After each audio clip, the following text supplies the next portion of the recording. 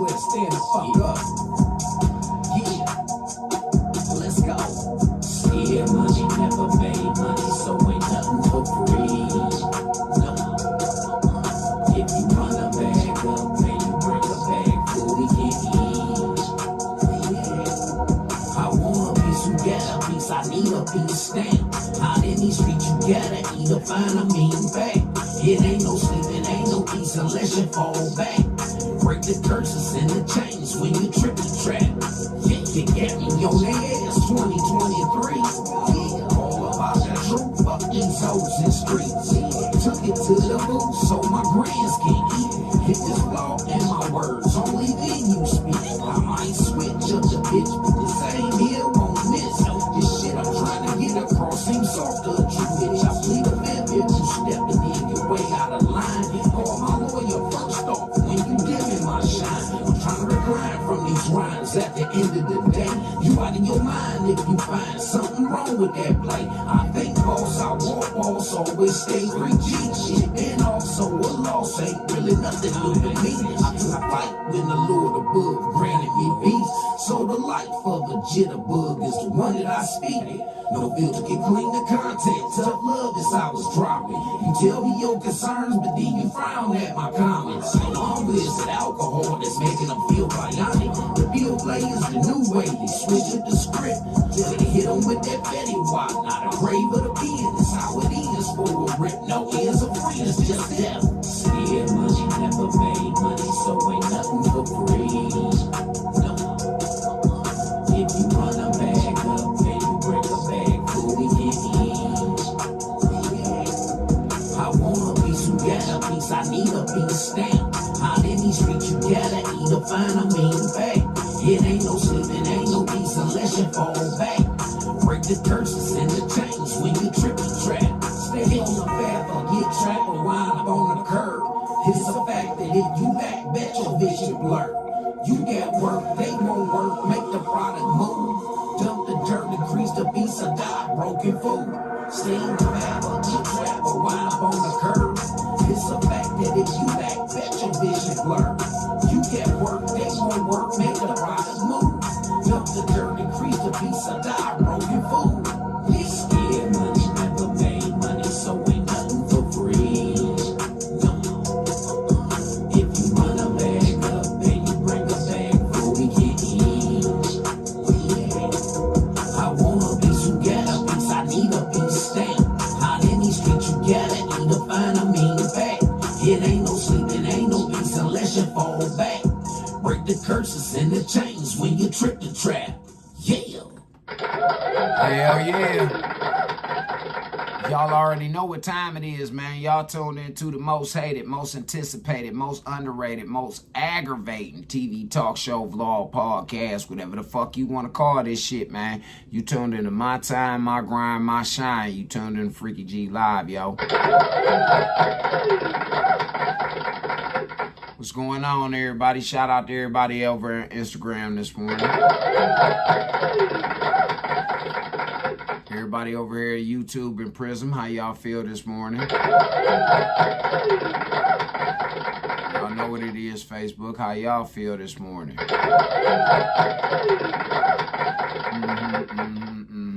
We gonna switch some gears up a little bit today, man. We gonna talk about something different. For the past week or so, we've been talking about this Carmelo Anthony shit, and I feel as though that it's time to switch this shit up. A lot of people have exposed themselves for the real pieces of shit that they really are. Yeah. They truly have. And I don't think it's time to keep iterating on that shit right now until something else develops. We gonna go ahead and life gonna keep moving. What say you? Okay. Well, with that being said, man, shout out to all my sponsors, man. Shout out to Huntington Bank and the Cleveland Browns for making this shit possible this season. Shout out to my nigga Dave over there at Good Bellies, man. Dave opened up between 4 and 10 today, man. So y'all go ahead, hit him up.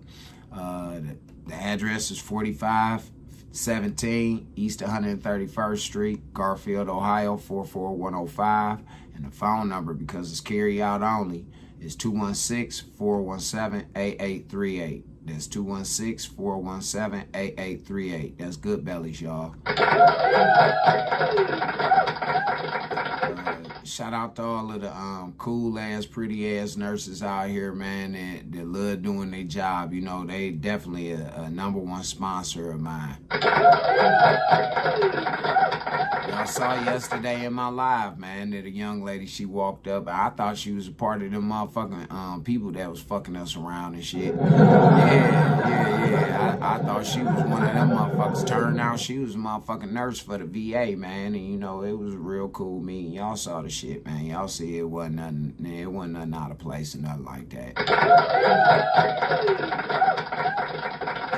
Shout out to, shit. Basically everybody, y'all, definitely. Cause y'all the real sponsors of this motherfucker. Yeah, man, shit. Before I get off into this motherfucking subject matter, man, I want to go on here and play a couple of tracks that I've been listening to as of lately, man. And it's like they fitting to what it is I got going on in my chapter right now. It's like these motherfuckers that became the soundtrack, you know, to my version of my movie and shit like that. I don't give a fuck if you niggas don't watch it or none of that shit. It ain't for y'all no motherfucking way. A lot of y'all play some poor ass motherfucking supporting actors. A lot of y'all motherfuckers, y'all just, man. But all in all, I think that it turned out to be pretty entertaining and pretty uplifting. It had a story to it, and like I say, I just want to play a couple of little tracks, you know, from that story right now. So, you know, let's go ahead and listen to a couple of tracks from the Book of St. Charles, man, my life story. Here's the first one. Yeah, it definitely is.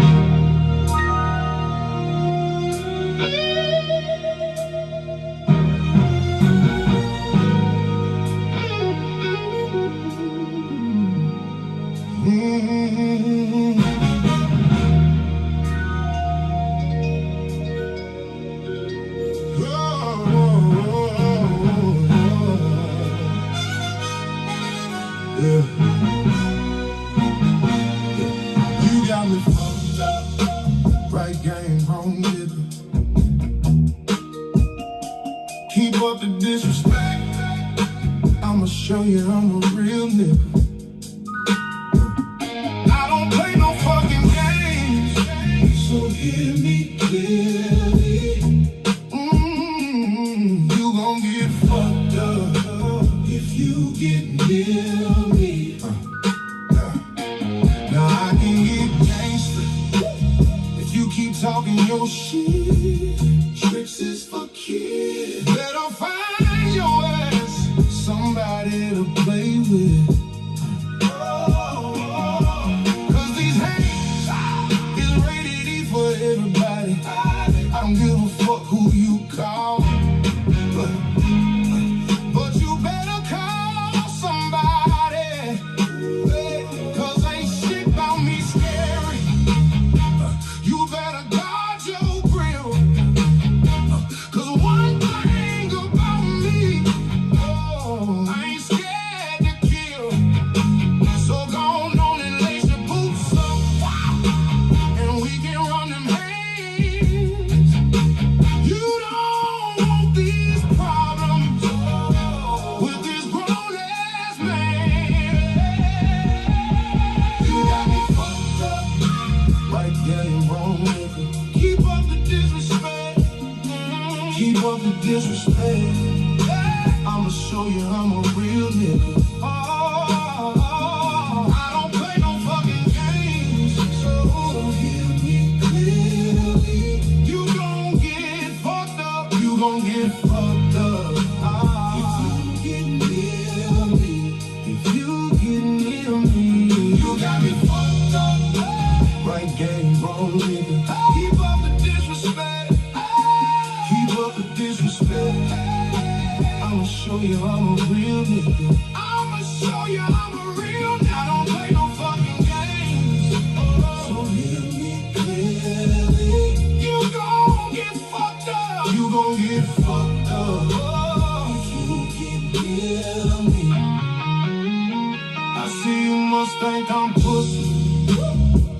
I'll let you make it. Don't let the smooth taste fool you. I'm a dog, I can't fake it. I've been trying to spare your ass, but I see you on a buck. You ain't scaring nobody, 'cause I'm dangerous as fuck. Now all bullshit aside, this ain't what you really want. I've been slapping bitches since grade school. Now play with me if you want. You done got away with a lot, but that shit coming to an end. Been nice for as long as I can.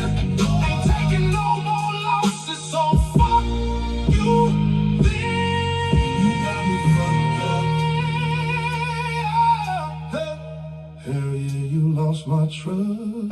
Yeah, I said fuck you with a lot of disrespect. Keep coming at me sideways, I'ma keep my foot on your neck up. Right game, wrong nigga. Keep up the disrespect. Keep up the disrespect. I'ma show you I'm a real nigga. I don't play no fucking games, so hear me clearly. You gon' get fucked up. You gon' get fucked up if you get near me. You got me fucked up. Right game, wrong nigga. Keep up the disrespect. Keep up the disrespect. I'ma show you I'm a real nigga. I don't play no fucking games, so hear me clearly. You gon' get fucked up if you get near me. What's up, bitch? What's up, bitch? Real nigga music. Yeah, real nigga music over here on motherfucking Freaky G Live, man. Y'all know what it is. These niggas got me fucked up. These hoes do too, yo. Yeah, man. These low down rock motherfuckers got me fucked up, man. Manipulate motherfuckers got me fucked up. Lying motherfuckers got me fucked up. Democratic motherfuckers got me fucked up. Yeah, man, it's a whole bunch of motherfuckers who got me fucked up out here, y'all. So shit, man. Shout out to everybody who they got fucked up too. Yeah, shout out to y'all. They got you fucked up, and nigga, shout out to you this morning, man. Yeah, man, before we get off into this subject matter, I want to jump off into one more, man, that I came up on. Shout out to the homie Big Luke. Yeah, man, Big Luke dropped some motherfucking shit, man, and this shit right here, man, it touched me, man. It is really telling. Like I say, these are parts of my soundtrack to my movie. Yeah, nigga. So, with no further ado, Mr. Big Luke, come on in here, man, and tell them about your part. Yeah, the part you play, nigga. You know the story by Big Luke. Yeah. Funny how every story needs a hero, and every hero needs somebody to blame. So being honest makes me the bad guy.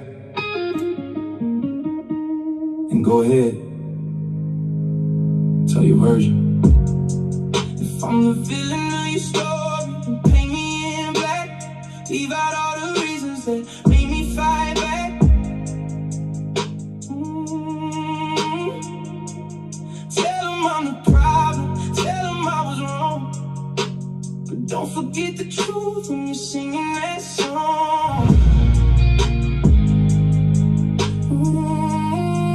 If I'm the villain of your story, I can wear that crown. 'Cause every time you hurt me, you left that part out.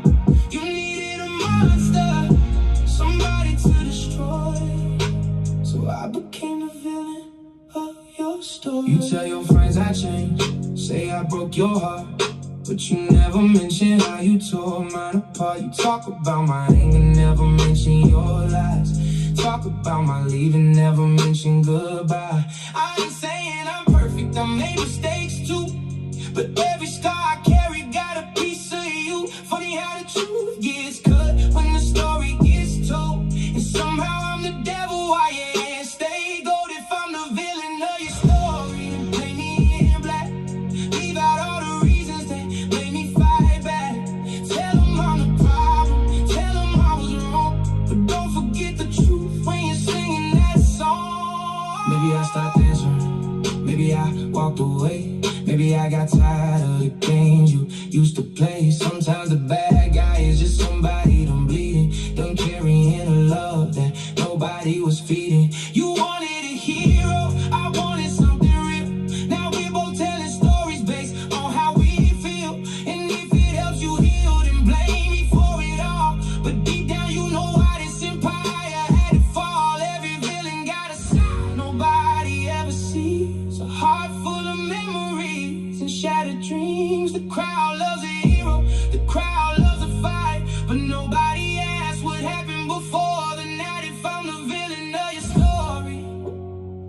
And let the pages turn. I've already survived every lesson I had to learn. You can keep your version, I keep my truth. It's somewhere in the middle's what we both went through. If I'm the villain of your story, that's okay with me, 'cause I know who I am when nobody else can see. You needed a monster, somebody to destroy, so I became the villain of your story. The idea that someone becomes the villain in another person's version of events is a common songwriting and storytelling theme, often tied to breakups, betrayal, and conflicting perspectives. Facts, big homie. Villain of your story by Big Luke.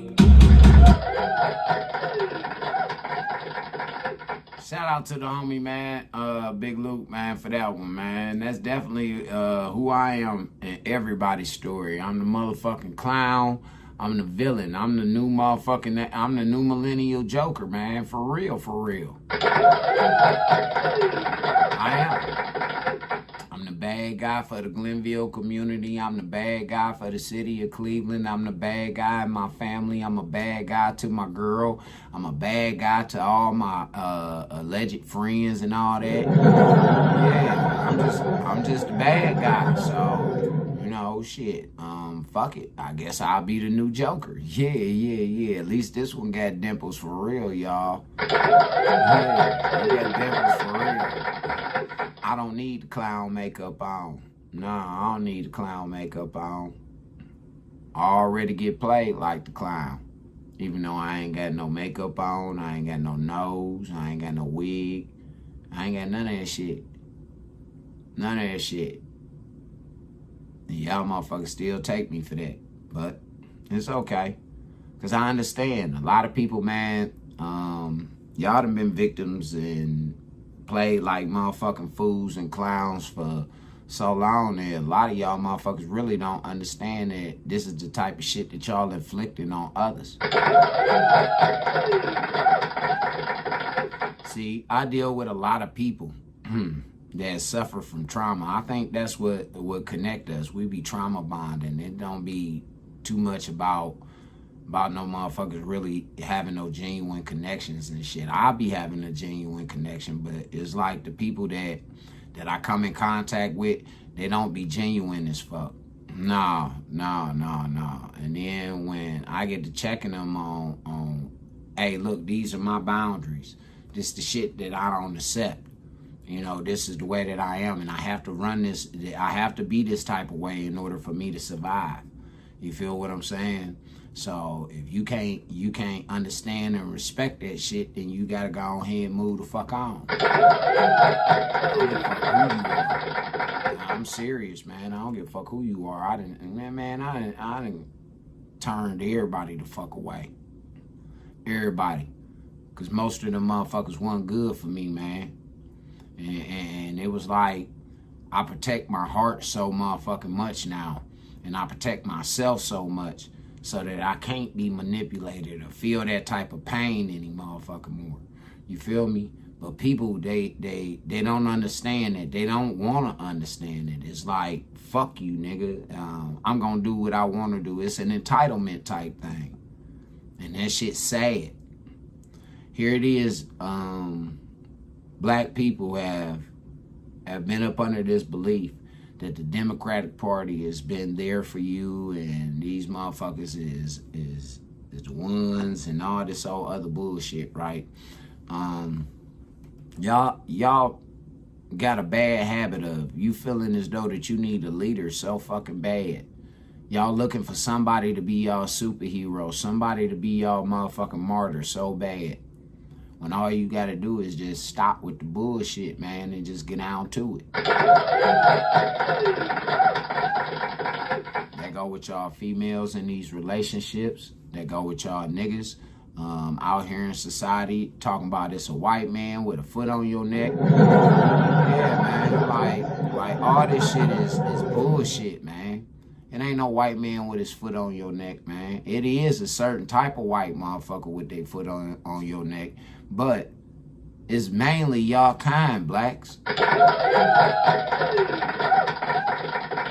Here it is, man. Y'all motherfuckers making all this hoopla about that UFC fighter cracking that joke, having fun, being in the essence of being patriotic and all of this shit like this. This is something that has never been done. There's never been a fucking UFC fight match on the fucking lawn of the White House. They've never held any type of event like that.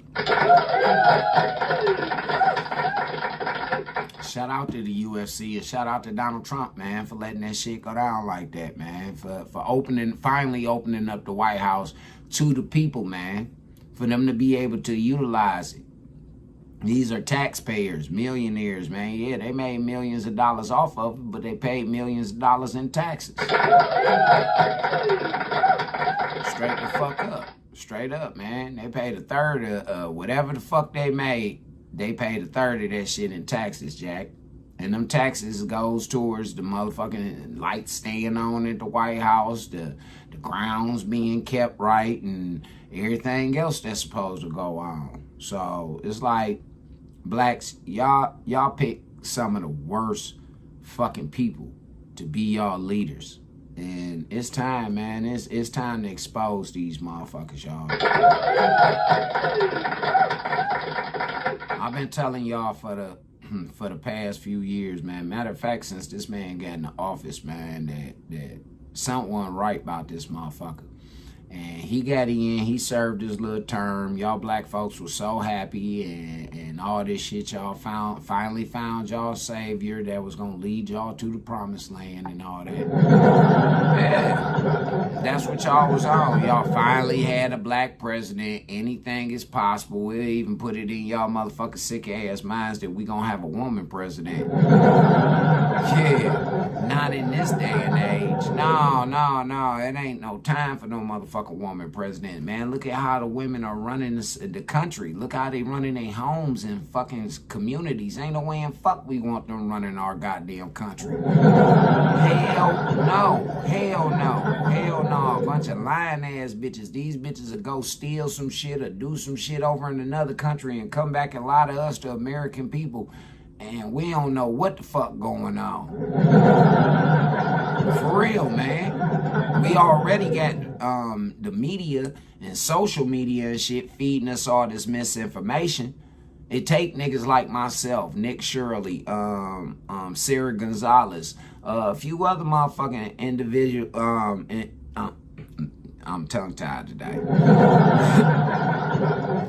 A few other independent journalists to get out here and really do the work, man. See, it be people like us that motherfuckers on YouTube and all these other networks, man, they be stealing our fucking talking points and shit like that. We're the real content creators. We're the ones who give these motherfuckers content. Because most of the time, most of them is only reporting on some entertainment or some stupid, goofy ass shit. They are. You know. Let's go ahead and go over the poppin' politics, man, over here on YouTube, man. And check out, it say, Obama's $850 million presidential library left black contractors unpaid and broke. Did you hear me? All this hooping and hollering that these Democrats talking about these people want to bring y'all back to slavery. They want to take your rights. They want to do this, that, and the other. When it is being shown to y'all in plain sight, yo. I don't give a fuck how mad y'all get at me, man. This is the truth. And y'all gotta swallow this shit and ingest this shit. It's the fucking truth. These same people, President Obama, ex-president, y'all president, Obama, didn't pay. First of all, he hired black workers. He hired black workers. Then he didn't even pay them. That's what it say. That's what it say. Let's check it out, man. Let's go over here and check it out. Y'all know this, the PNE and the Po Nigga Network. We got commercials and all.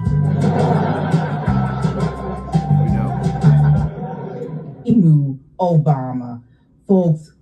Obama's presidential library. Let's run this back. So speaking of Obama and Hakeem Jeffries, which we call Timu Obama, folks, Obama's presidential library has been it's caught in all kinds of scandal. Okay. First, before we get into the scandal, take a look at this next clip. This is Ana Navarro saying she's celebrating A250 by watching the opening of the Obama Center in Chicago. Well, she's going to be in a rude awakening. This is clip 6. I didn't watch 1 second of that UFC fight because to me that does not celebrate America's 250th anniversary. That does not signify America's best values. And I'll tell you, he is the Obamas. They live rent-free in their head. But I'm going to tell you how I'm going to celebrate the 250th anniversary. Number one, I am going to, on Thursday, is the opening of the Obama Center in Chicago.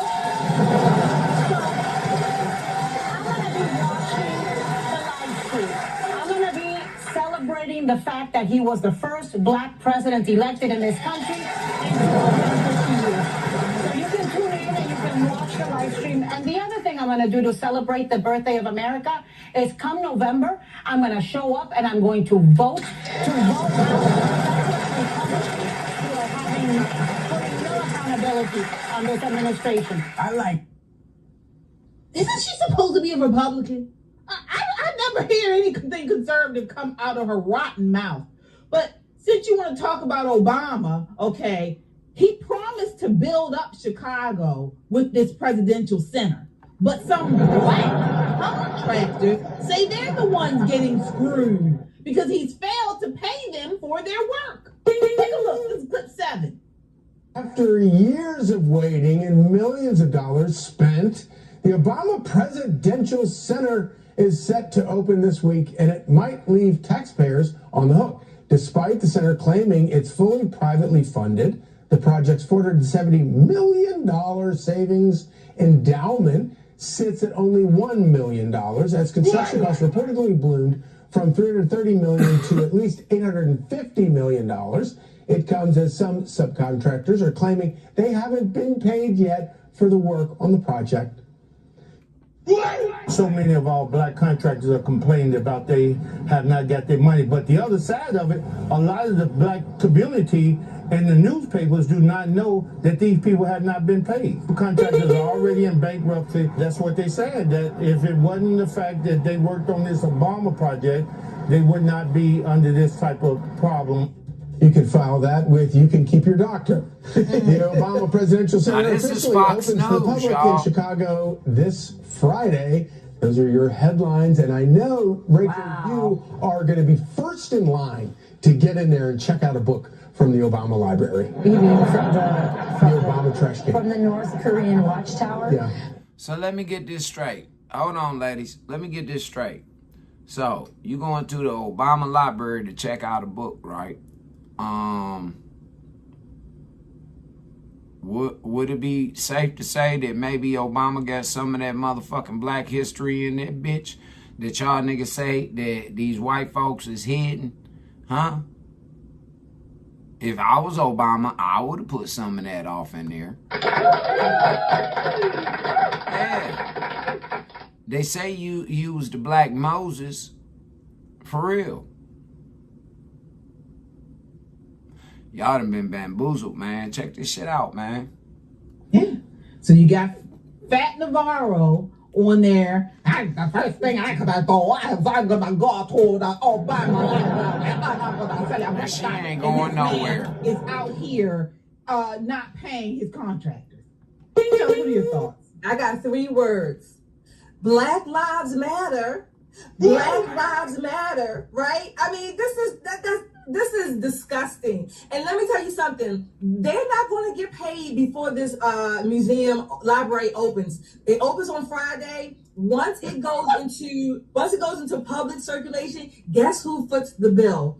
We the taxpayer. Give us our money back. So not only do these contractors, the subcontractors, they haven't been paid, now we're going to have to pay them because you know damn well Michelle and Barack, they're not going to do it. They're not going to do it. They haven't even raised enough money. I think by and large, this is another grift. It's a grift, and I'm going to start using the word, it's a graft. Because when these politics... Damn. I don't care how bad I want to get away from this Carmelo Anthony shit, man. I just can't. I can't. It seems like the Democratic Party is a grifting ass con artist motherfucking party, man. It is. It's a grifting ass con artist communist motherfucking party. These niggas is not only communists, they're fucking Marxists and liars and perverts and all kind of shit, man. These motherfuckers are horrible, man. They horrible. Straight up. I don't know how the fuck y'all can still be aligned with some shit like this. Fuck them people, man. Fuck them people. On all levels. do that, they are taking from the American people. Give us our money back. That's it. Give us our money back. They've been doing it the whole time, dumbass niggas. I don't know why can't we just build one damn building, a Smithsonian, and put all the presidential, every president, put all the memorabilia in there, and have one damn building and one big happy library? Why not? Oh, because they need as many as they can because they gotta funnel their grifting money through these monstrosities. You know, they are such hypocrites, and it's actually funny. It is because they praise this man, you know, like Anna Navarro was on our praising this man about what he does for black people, and he's the first black president. And this black president is out here grifting and screwing black contractors for their hard-working money. He been doing it the whole time. Him, the Clintons, all of them, they been doing it the whole time. This is the left, plain and simple. Oh my gosh. Anything they claim is going to help you is going to be a herpy. It's going to hurt you. All right? It's going to be the worst thing, and it's going to hurt you bad. It's going to hurt you bad. It's going to hurt you for a long time, generations. Okay? This is what they do. This thing was sold as a community lifting project with DEI-focused contracting, all right? 50%, over 50%, I think, was supposed to be diverse vendors. And look what they did.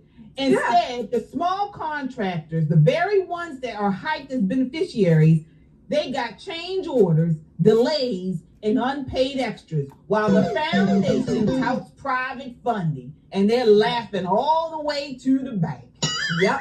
Why? And on Friday, I bet you none of those subcontractors will be there, but you're gonna have all the people dressed to the nines and looking great for the Press camera. out there. And then you have all these subcontractors, people that look like you and me, and I'm sure many others that do not have their money. Black Lives Matter, though. Fight for power. Oh yeah, that's what they do. And they promised $470 million endowment. It only sits at just $1 million per tax filings, raising taxpayer risk questions on public land. All right, and history continues to show big Obama-linked projects often balloon with insiders protected and working stiffs exposed. Okay, That sounds like Michelle. Yeah. This is just, it's terrible. It's terrible. But this is what we know this is what they're going to do. We know it is. Folks, sound off. Let us know what you think. Straight up, man. What y'all think about that? Y'all think that this is a grift that the Obamas is doing? Or is how in the fuck is he gonna pay these contractors? For real. How the fuck is he about to pay some contractors out of $1 million? But they got $850 million in order to do the shit. Huh? I'm telling you, man, the Democratic Party, the worst thing that ever happened to this goddamn country. Y'all think I'm bullshitting. Here we go. Here goes some more evidence of this shit. I'm telling you, this is a topic that's being talked about, but it's being pushed up under the shadows, and Carmelo Anthony shit was used as a distraction to keep y'all from looking at, hey, look, it's Obama who orchestrating all this shit. It is. It's them. And they preying on people's motherfucking downfalls, man.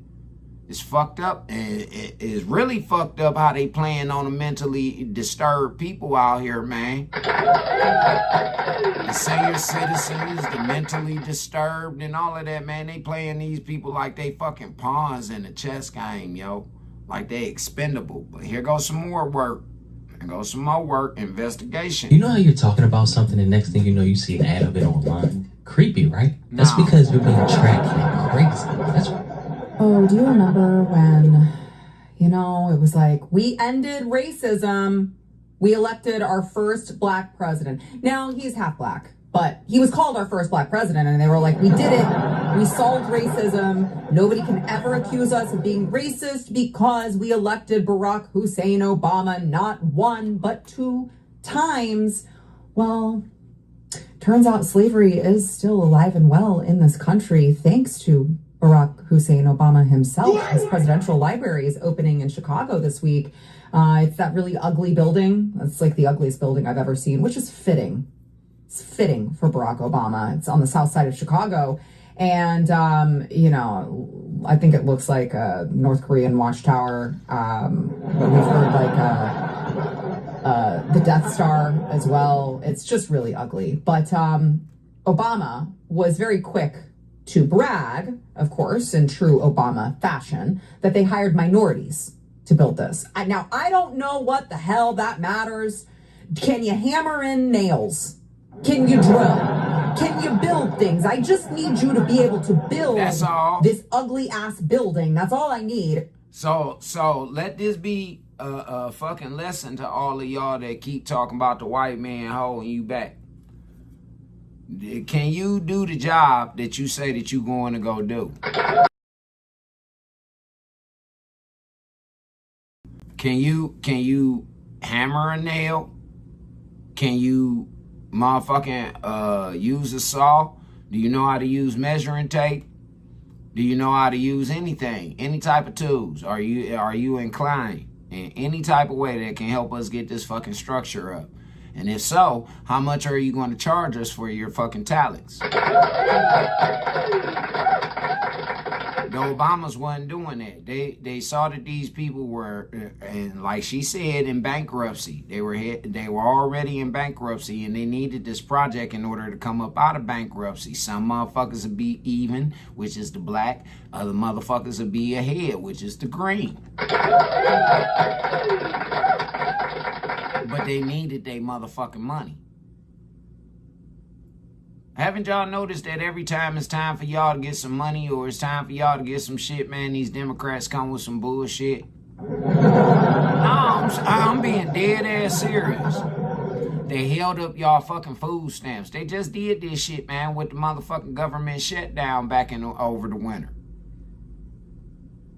And then they didn't do it just once. They did it a few times, man.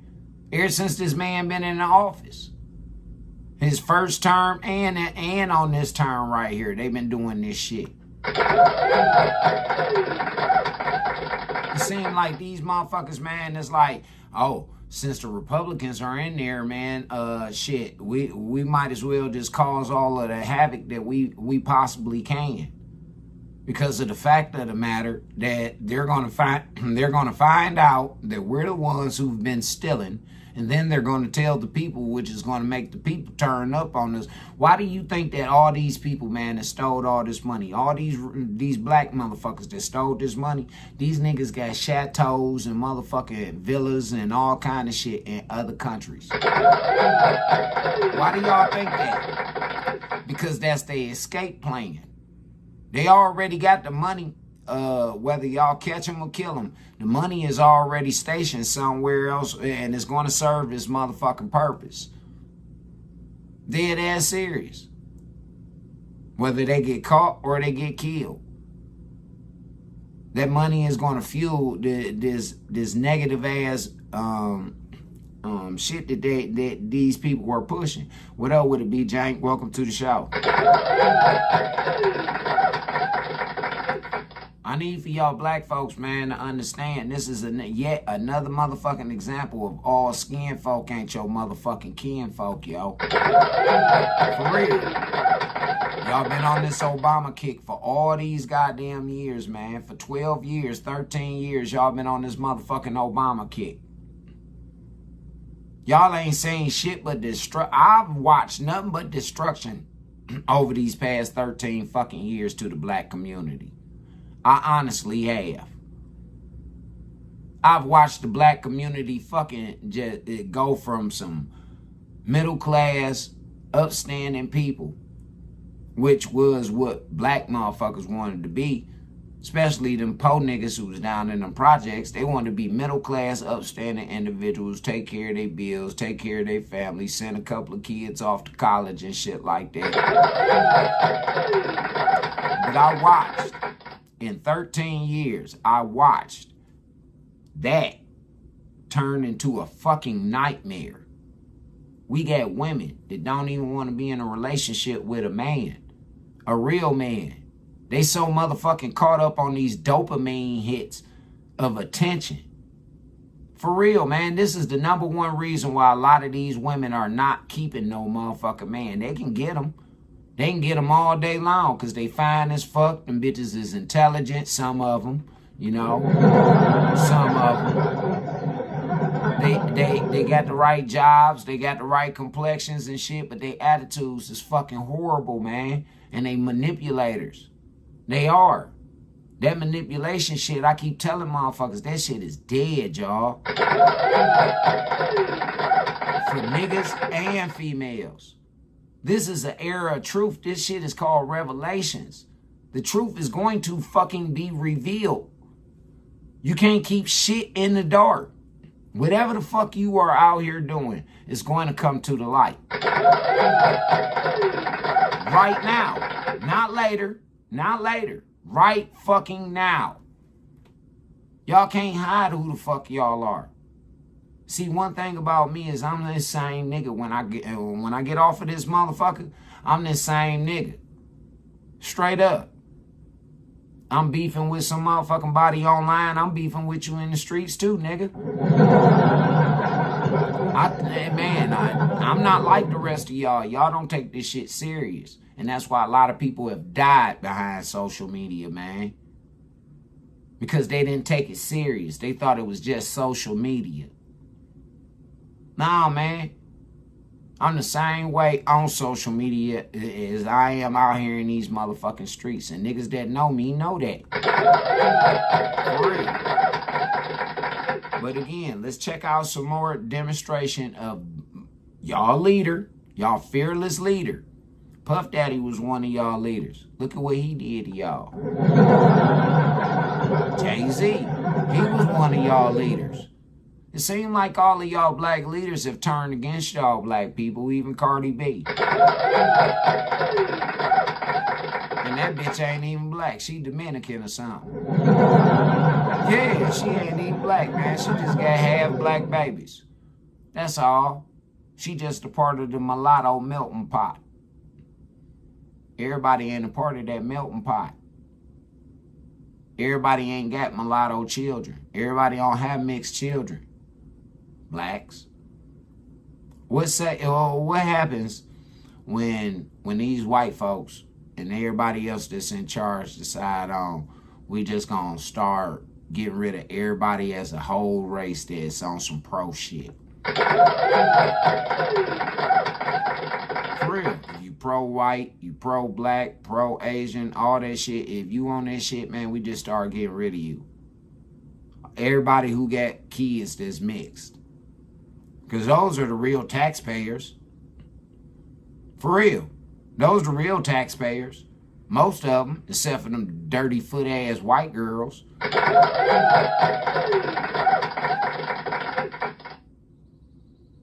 This shit the men in the making, man. God put a certain grade of motherfucker here. Black folks can't stay out in the sun just as long as white folks can't. No, they can't. No, man, that's a motherfucking lie. That's a lie, man. The darker your motherfucking melanin is, the more that your motherfucking your skin is sweats. Y'all don't never see them fat ass black niggas, man. Them niggas be sweating like a motherfucker. They do. They be sweating like a motherfucker. Down south, them niggas used to keep them gang-banging ass handkerchiefs. See? They wasn't for no gang. They used to keep them motherfuckers wipe their face back in the day. They wasn't for no gang. And the motherfucker color matched whatever outfit that he decided to throw on with them goddamn coveralls. Yeah. Dead ass serious, man. Shit. You had some motherfucking handkerchiefs, nigga, for niggas that was doing the huffing. Yeah, man, niggas been huffing, man, for a long time. This shit ain't nothing new. No. But come on, Sister Gonzalez, because I'm telling you, man, y'all people be thinking that I be coming with some bullshit, but these people right here are real live independent journalists, man, and they're very respected because they are truth tellers. It really doesn't matter what color your skin are, but it very much matters to Obama and people like him. So they had this, newsworthy stuff about it. Meet the local talent building the Obama Presidential Center. Now, they said that from the beginning, we believe that the Obama Presidential Center should be built by a team that looks like its surrounding community. Again, I don't know what that has to do with your ability to build, but I'm not going to try to make sense of it because it doesn't actually make sense. Nope. The point is, they employed all the tricks in the DEI playbook to hire black people for this. The people who built it needed to look like their surroundings. The black-owned construction firms bring Obama Presidential Center to life. These were the headlines that you could see. They etched the names of the workers into the walls. That's how committed they were to employing black people to build the building. But it turns out Obama doesn't believe in paying black workers for their work because we've got a bunch of unpaid contractors now who, subcontractors said that they are owed millions as the $850 million presidential center prepares to open after years of cost overruns and delays, which is about right for a Democrat-run literally anything. So they employed the black workers, and now they just expect them to work for free. I believe that's called slavery, sir. Here I was thinking slavery was outlawed. What is that not slavery, ladies and gentlemen, boys and girls? Free labor and shit. You ain't got to pay these motherfuckers. Ain't that what Jasmine Crockett was? They was talking about when them Venezuelans was coming over here, talking about they was gonna replace y'all and take y'all black jobs. Who else was gonna pick the motherfucking fruit out of the fields and clean your toilets and all that shit? Y'all don't remember these motherfuckers saying that? I do. I do. Yeah, this was a big ass motherfucking thing, man. This was a big thing. They was running on this. They said that Trump was trying to take black jobs from y'all. So, here it is. Here's a perfect chance for these motherfuckers to go ahead and get to work. This is basically some shit that I was gonna try and do with the niggas in my motherfucking community if I can get these developers to come over in this bitch. Yeah. But, see, a nigga like me, I'm a fair nigga. I'm gonna pay them niggas before I pay my motherfucking self. Yeah. I'm gonna pay that bill before I pay my motherfucking self. And everybody that know me know that. Even my motherfucking landlord and them, man. The motherfuckers know. I'm gonna pay my motherfucking rent before I go out here and I spend $1 on my goddamn self. So, with that being said, even the weed man. Yeah, man, I straighten everybody the fuck out, man. Listen, I straighten everybody out because I don't want no motherfucking conflict. No, I don't want no conflict. See, whether y'all believe it or not, I'm a real live conflict resolutionist. Yeah, I come with a resolution to the conflict. I'm a critical thinker. For real. Y'all motherfuckers just don't see it, man, because you so caught up in your shit. You see it like that man said in that song, like Big Luke said, I'm the villain of your motherfucking story. Here I was thinking that we had an amendment. And turns out Barack Hussein Obama, slavery is alive and well. He went out of his way to hire black people and now is refusing to pay them. That's racist. That is actually racist. You have to pay people for their work, Barack. It doesn't matter if they're black or white or purple. You still have to pay people for their work. They're not slaves. And by the way, I'm See, even going back to that situation that I'm always talking about with this one gentleman. I gotta be paid for my work, man.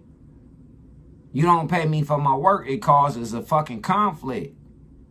If you said that you was gonna do something and you didn't do it, that causes a fucking conflict.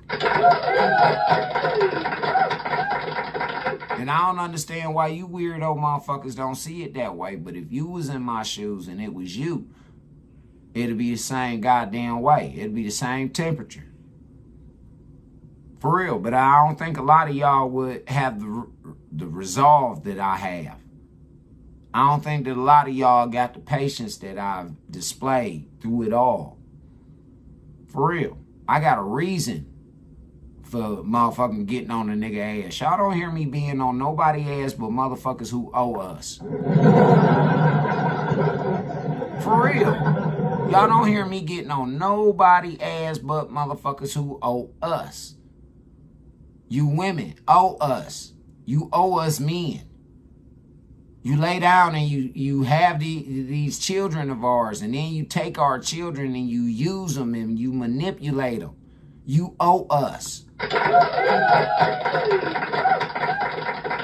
motherfucking Democrats, you owe us for all of the fucking years that y'all been stealing. All of them.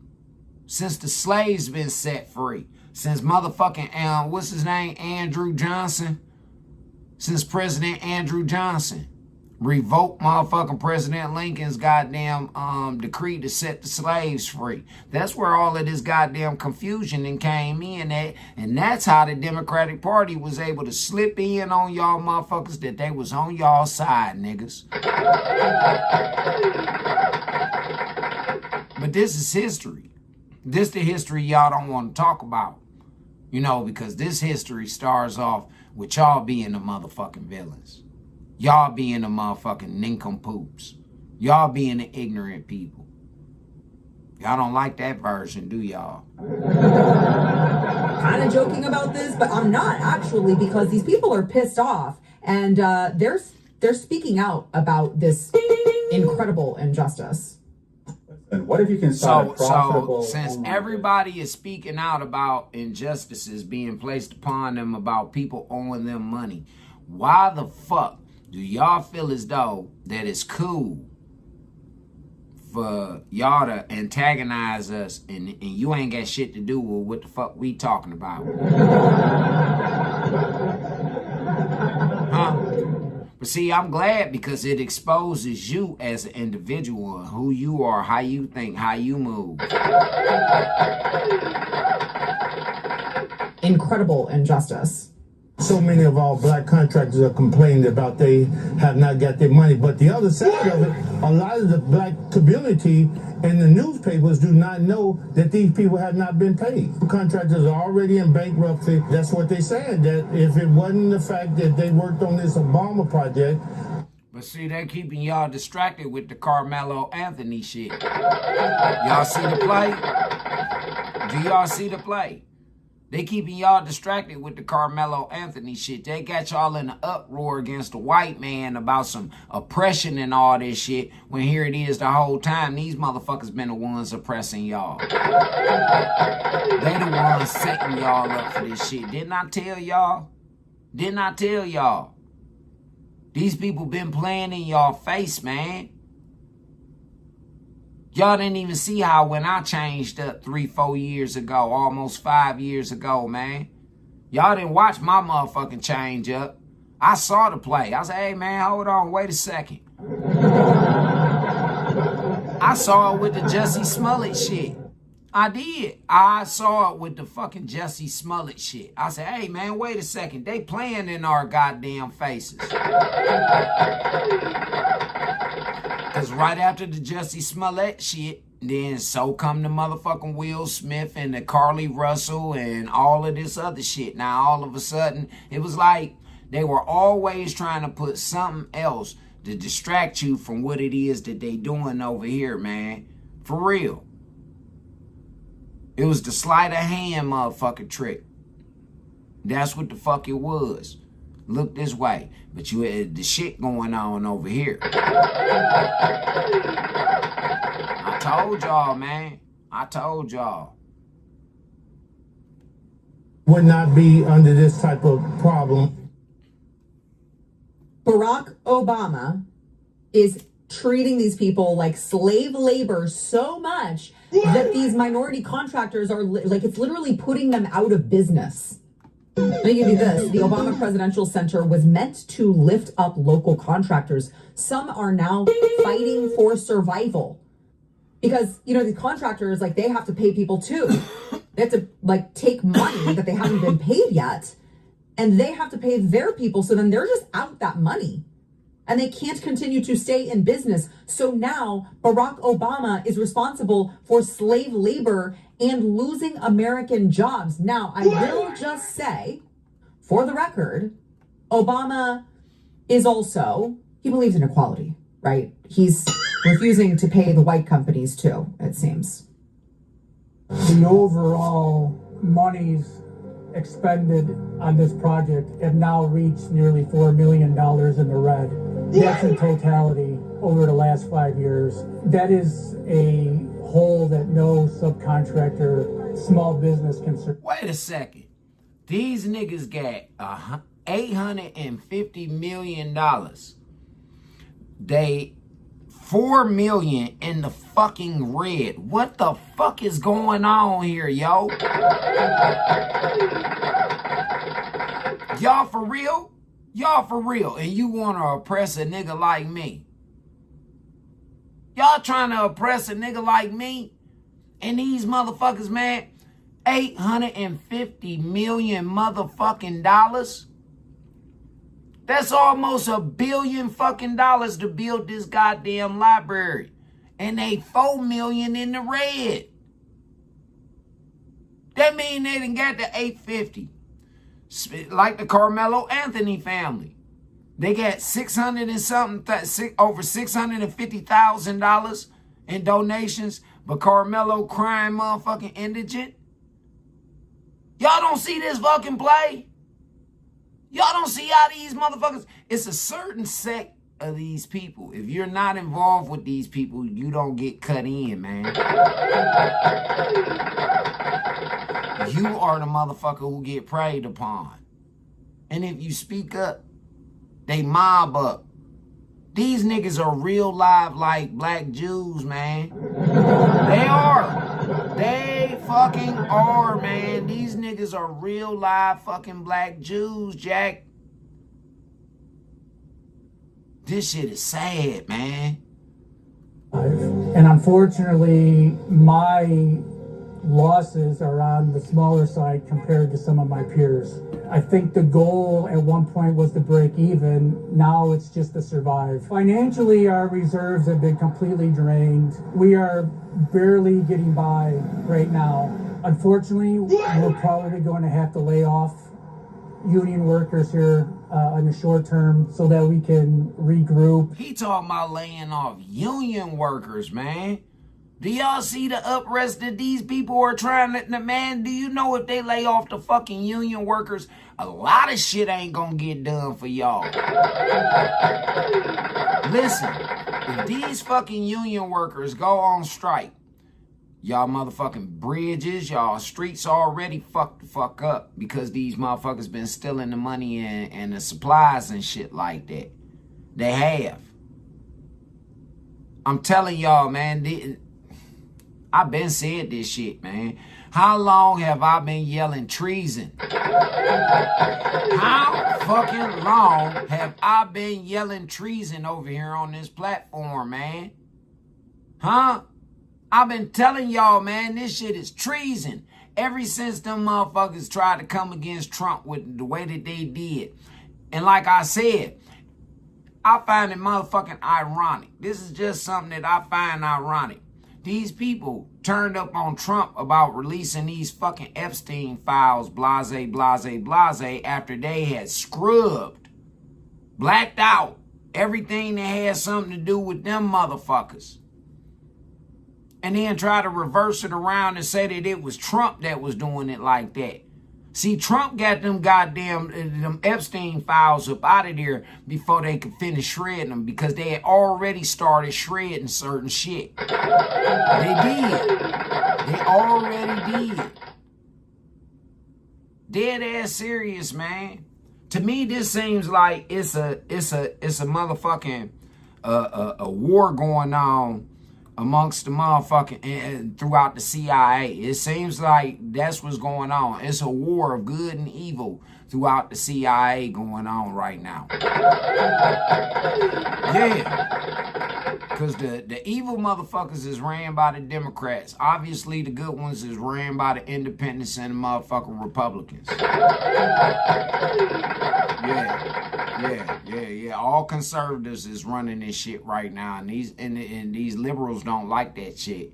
I don't give a fuck what they are. Liberal, motherfucker, Republican, Democrat, independent. If they're liberal, they don't like what the fuck is going on because they're being exposed. And they're thinking and betting on you being as stupid as them baby boomers were, Generation X. Generation Alpha. They betting on you to be as stupid as Generation X and the millennials and everybody who came before you, young. They're betting on this. They're betting on you motherfuckers killing each other. Why do you think that right now everybody has been yelling this shit? Black, white, Mexican, everybody been yelling this shit. Hey, we not talking about black on white, Asian on black, black against anybody except for black on black crime, which is the leading form of fucking genocide over here in the United States of America right now. We're not addressing this motherfucking issue. And it's a certain set of people that don't want to address that issue. They want to keep it on everybody else against the blacks. It's okay for us to kill each other amongst each other, but you bet not do it. What type of fucking mentality is that? That's a low-level, low IQ, stupid motherfuckers mentality, man. Y'all the type of motherfuckers, y'all do need y'all own space. But y'all don't need no resources from nobody else. Y'all smart enough. Y'all got it. That's what y'all deserve. And lick our wounds and hopefully live to fight another day. That's where we're at. For me, I know for a fact it's been an emotional roller coaster, and I'm cooked emotionally. Hi, I'm Joey. That shit crazy, man.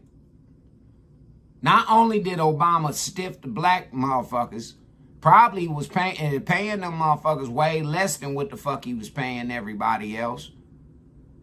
But he stiffed the white folks too. How the fuck can you get $850 million and then just from that one contractor, you're negative $4 million in the hole with him? How the fuck do you do that? I don't think these people knew how to count in school. I mean, imagine, just to like add insult to injury, imagine you lose your business because of this, and it ends up, like, the sad irony is that you lose your entire business over like the ugliest piece of shit building in the world. Like, it's not even good work. Like, it's not even pretty. You can't even say, well, I mean, I went under because apparently Barack Obama believes in slavery, but like, at least we built a beautiful building. Look at this beautiful building. They can't even say that. Like, it's putting them out of business to the tune of millions of dollars. And it's the ugliest thing you've ever seen. Like, that is such an insult to all of these people, to all of these local workers, these local contractors. But hey, I guess they should consider themselves lucky. At least their names are etched in the walls. I don't think that's going to matter when they can't pay their rent, when they can't feed their families. Now, I guess it shouldn't come as a shock to anyone. It shouldn't come as a shock to anyone that Barack is acting this way, behaving in this manner. This is the same man who practically lived at a plantation in Hawaii for years. Yes. The Plantation Estate, single-story wood frame, 5,000 square foot Pacific Ocean front house in Hawaii, which former President Barack Obama rented for use. I don't think y'all paid attention to that shit back then when motherfuckers was exposing that shit. That's why the nigga got the balls to sit up here and do what the fuck he doing. Straight up. That's why he got the button. Man, that's why Jesse Jackson dropped his head and started crying because he knew this nigga had he was the motherfucking nail in the coffin for everything that him and Martin had been trying to build. He wasn't crying tears of joy. No, man. Jesse Jackson wasn't crying tears of joy. He was crying tears because everything that him and Martin had been working on and spending late nights and being harassed and terrorized and beaten and antagonized and thrown in jail and had water holes and dogs and shit sicked on them and motherfucking crosses burned in their front yards and houses blowed up and set on fire. All this shit was for nothing. That's why Jesse was crying. You niggas sat up here and y'all motherfucking put it all on the line for a nigga that looked like you. This nigga got every fucking characteristic of an antichrist, yo. He do. Suave, debonair from another country. Man, y'all motherfuckers, it ain't just one antichrist. It's multiples. It's multiples, man. Y'all just got tunnel vision. That's why y'all got fucked over, blacks. During his Christmas vacations from 2008 to 2016. He believes in plantations. That tracks. Now, of course, while he is living large in his Hawaii estate, he's got Martha's Vineyard. I mean, what the hell does Barack Obama care if these local contractors get paid? What does he care? What does he care? He's living large.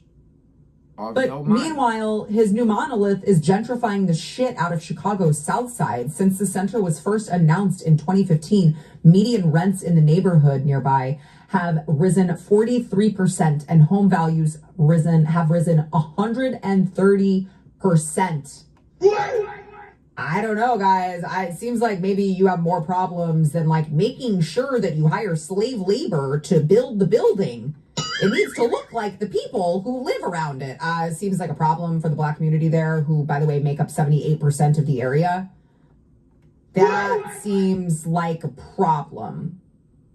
It seems like a problem that you guys are rising up all of these costs while also not paying the people who live there. Now, Obama, he's been, he's like, please, this concerns about displacing the Black people who live here. Oh, please, nothing to see here. How is the presidential center working to revitalize the South Side without pushing out existing residents like myself? Well,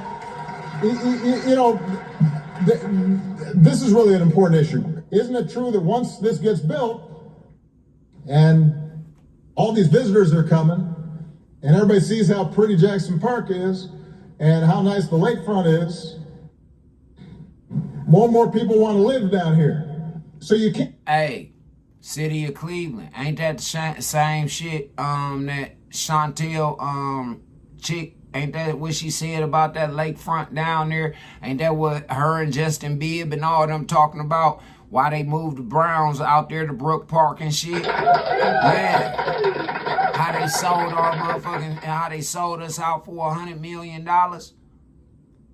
For real. This is the same fucking line. Textbook. Same shit that Chantel Brown said on the fucking news at a press conference. These are the exact same fucking words that she said about that lakefront down there. They tore down y'all motherfucking factory over there at Glenville community, St. Clair community, Slavic Village community. They shutting down all y'all factories. Everything, man. And y'all still ride with these motherfuckers? Yeah. Have one without the other. You can't say we want more jobs, more businesses, more opportunity for our kids, but otherwise we want everything to stay exactly the same. It just doesn't work that way. Now, it also is very interesting because, again, I feel like I need to really hammer home the slavery that Barack Obama is engaging in. On top of that, he believes in ID. He believes in needing a photo ID. Now, to visit the library, okay? Please. Voter ID is racist, but somehow you need an ID to get into the library if you are an Illinois resident because they give you a little bit of a discount. You gotta show your ID, which is crazy from a party who tells me time and time again that requiring proof of ID is racist. That's what they've told me all these years. I am reliably informed by the left that Black people are too damn dumb to know how to go get an ID or something. And so therefore, it is racist to ask them to show ID when they do something as important as voting. And yet Barack Obama is like, papers, please. Papers, please. And by the way, if you adhere to these Jim Crow rules, you can save yourself $4. You're going to have to say, listen, prices are going up in that area. So these residents need all the savings that they can get only if they show ID. I think that that's extremely racist. Me too. I think that the whole motherfucking play bit is extremely racist. What say you, America? I honestly believe in my motherfucking heart of hearts that this shit was very much treasonous, America. What say you? For anybody that doesn't know what the word treason stands for, hey, when you go look it up in the encyclopedia from now on, it should have the Democratic Party stamped on that bitch. It should. Treason. They've been treasonous against the American people, man, since they established over here. The blue coats against the red coats. It's been that way. The blue coats had just as many slaves as the red coats did. But see, the blue coats trained motherfuckers to be more hospitable, more domesticated. The red coats, they trained the motherfucker to be hard working. For real. Hard working. Laborers, both of them. But one party been hiding the shit and blaming the other party the whole time. The Democrats been using the Republicans as scapegoats the whole entire time, yo. And y'all ain't been peeping it. Well, let's go ahead and stay on subject real quick, man. Let's go over here and holler at the LFR family real quick. They say this, stunning reparation facts. These are some stunning reparation facts. Let's go ahead and check it out. Since y'all keep hollering reparation. Hey, would you like your very own Shopify store? Absolutely. We're literally completely free, by the way. We are live streaming right now. If you click the link, you see what? Hello, Negroes. I like to give you some American history. I know you niggas didn't know that I learned in the 10th grade. Shout out to Charles Holmes, white man, history teacher.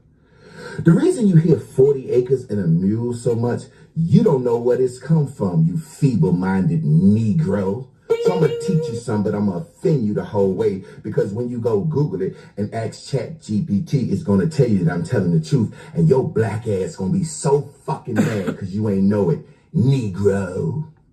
After the Civil War, Abraham Lincoln, who was a Republican, came up with this idea for 40 acres and a mule. Go look it up.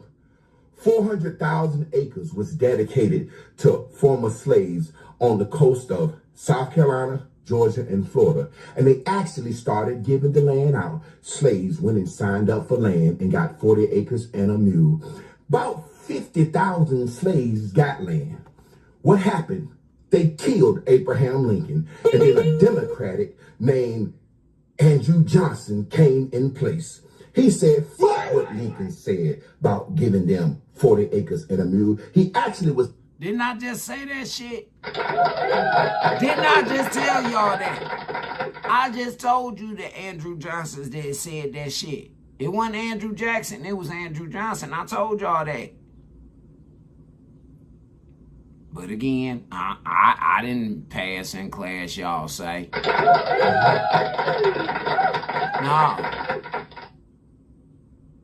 I didn't, man, I was stupid. A couple of people said that I was retarded and I was slow and all this. But it's mighty funny that I knew this information and you don't, slow motherfucker. Named the War Democrat. The one that hated niggas. You feeble-minded motherfuckers that don't know nothing. Can I get back to the lesson, though? Andrew Johnson rescinded Lincoln's 40 acres and a mule. Not only did he rescind it so they would stop giving the slaves the 40 acres and a mule, he made it so the Confederate soldiers could take the land back. They went along the coast of South Carolina, Georgia, and Florida, killing niggas and taking 40 acres and a mule back. So you niggas didn't know that we actually were given our 40 acres and a mule. Every slave don't get it. It take a long time. If we were to get reparations now, it would have to be truncated over a period. So the slaves were moving to South Carolina, Georgia, and Florida, getting their 40 acres and a mule under the Republican president, Abraham Lincoln. And then a Democratic president named Andrew Johnson, known as the War Democrat, like now, he kind of just changed the law the next year. Kind of like when Trump came in and said, fuck Obamacare. I know you motherfucking feeble-minded niggas don't know nothing about politics. Ooh, I'm turning into the macho man. You niggas don't know anything about politics. Niggas was given 40 acres and a mule. And Andrew Johnson, ooh, he came in. He let the Confederate soldiers take it back. You feeble-minded nigga. You don't know nothing. Don't ever challenge me, nigga. I knew this in the 10th grade, nigga. Nigga. Ooh, you nigga, you don't know shit. All right. So this brother, his name is the Modern Masculine Man. And we went ahead and we fact-checked it the same way he said we should. He says blacks were given 40 acres and a mule by a Republican president named Abraham Lincoln.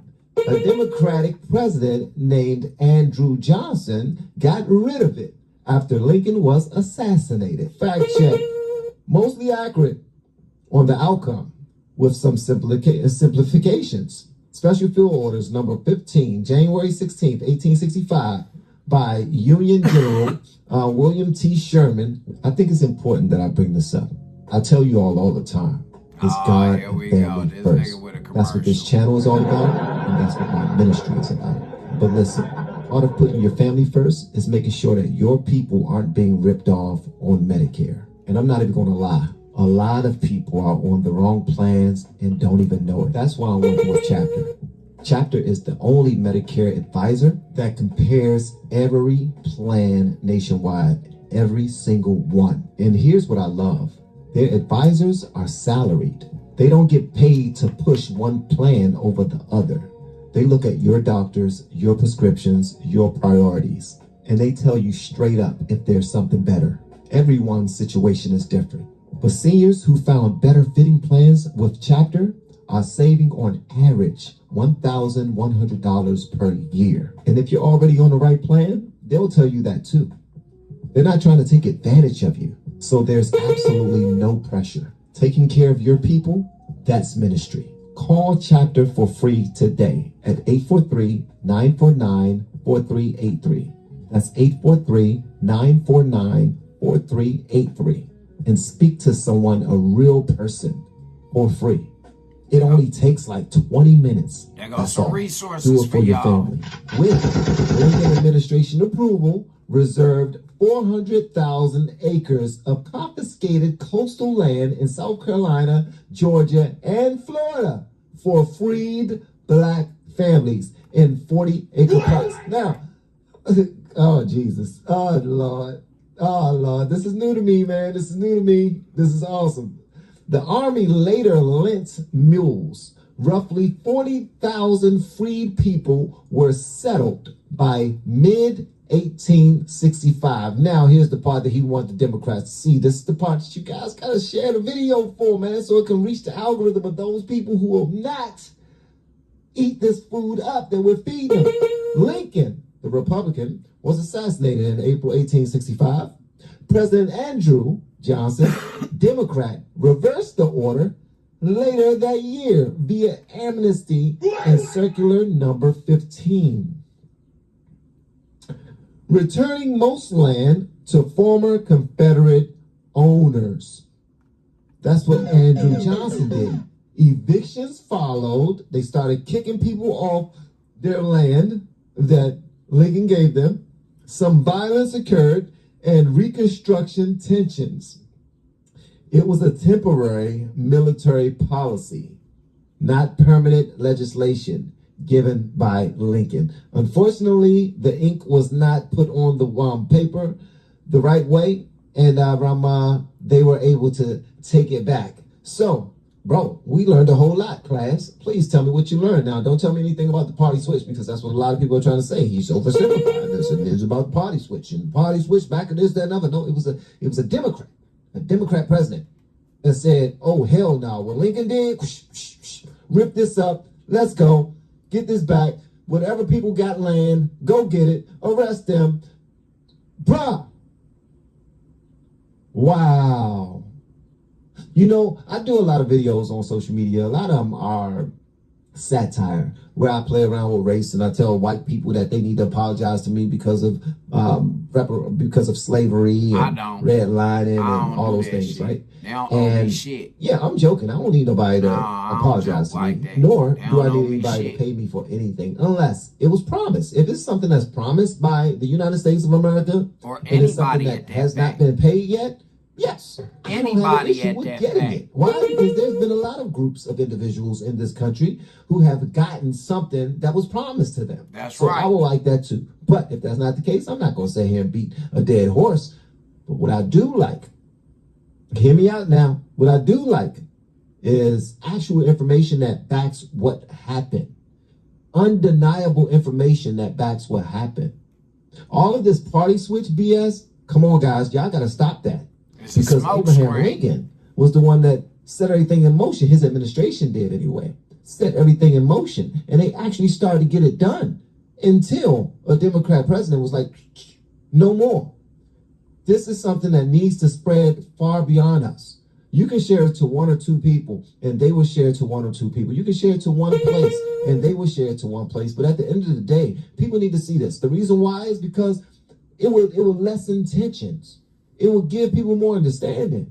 It will make far more people objective and less defensive of one side or the other. All this being based mess, acting as if we know everything, that's what's ruining us as a people. Because none of us have all of the information. That's why it's great to have these conversations. Now, breaking into someone's algorithm, it's a little difficult. It's a little tricky. The reason why is because we don't like to, we protect our mental health. And the way we do it is by clicking on clicking on content that make us feel good and does not challenge us as challenge our political beliefs, our religious beliefs, or anything that will make us feel like we're doing something wrong in life, right? So if somebody who has been preaching that we need our reparations, we were promised 40 acres and a mule, Republicans are racist, it's the Republicans' fault that black people ain't getting this and they ain't getting that. That's the stuff that needs to spread. The reason why is because there's so many people out here who are misled. It's a bunch of sheep that's just falling over the cliff because they're following each other over the cliff. None of them have the information, the proper information. There's people who are getting louder and louder and louder talking about reparations. We need reparations and we need them now. You guys promised them to us and we never seen them. But these same people never went up to the Obamas while they were in office with two administrations as the black saviors of this nation. And when I say that, I'm saying it in jest, but that's how a lot of black people in America look at the Obamas. Like, bro, you were supposed to save us. You were supposed to get that 40 acres and a mule for us. Well, Andrew Johnson already said, boop. And Abraham Lincoln did not make it an official law, an official policy. He just said, yo, this is what we're going to do because of boom, boom, boom, boom, boom.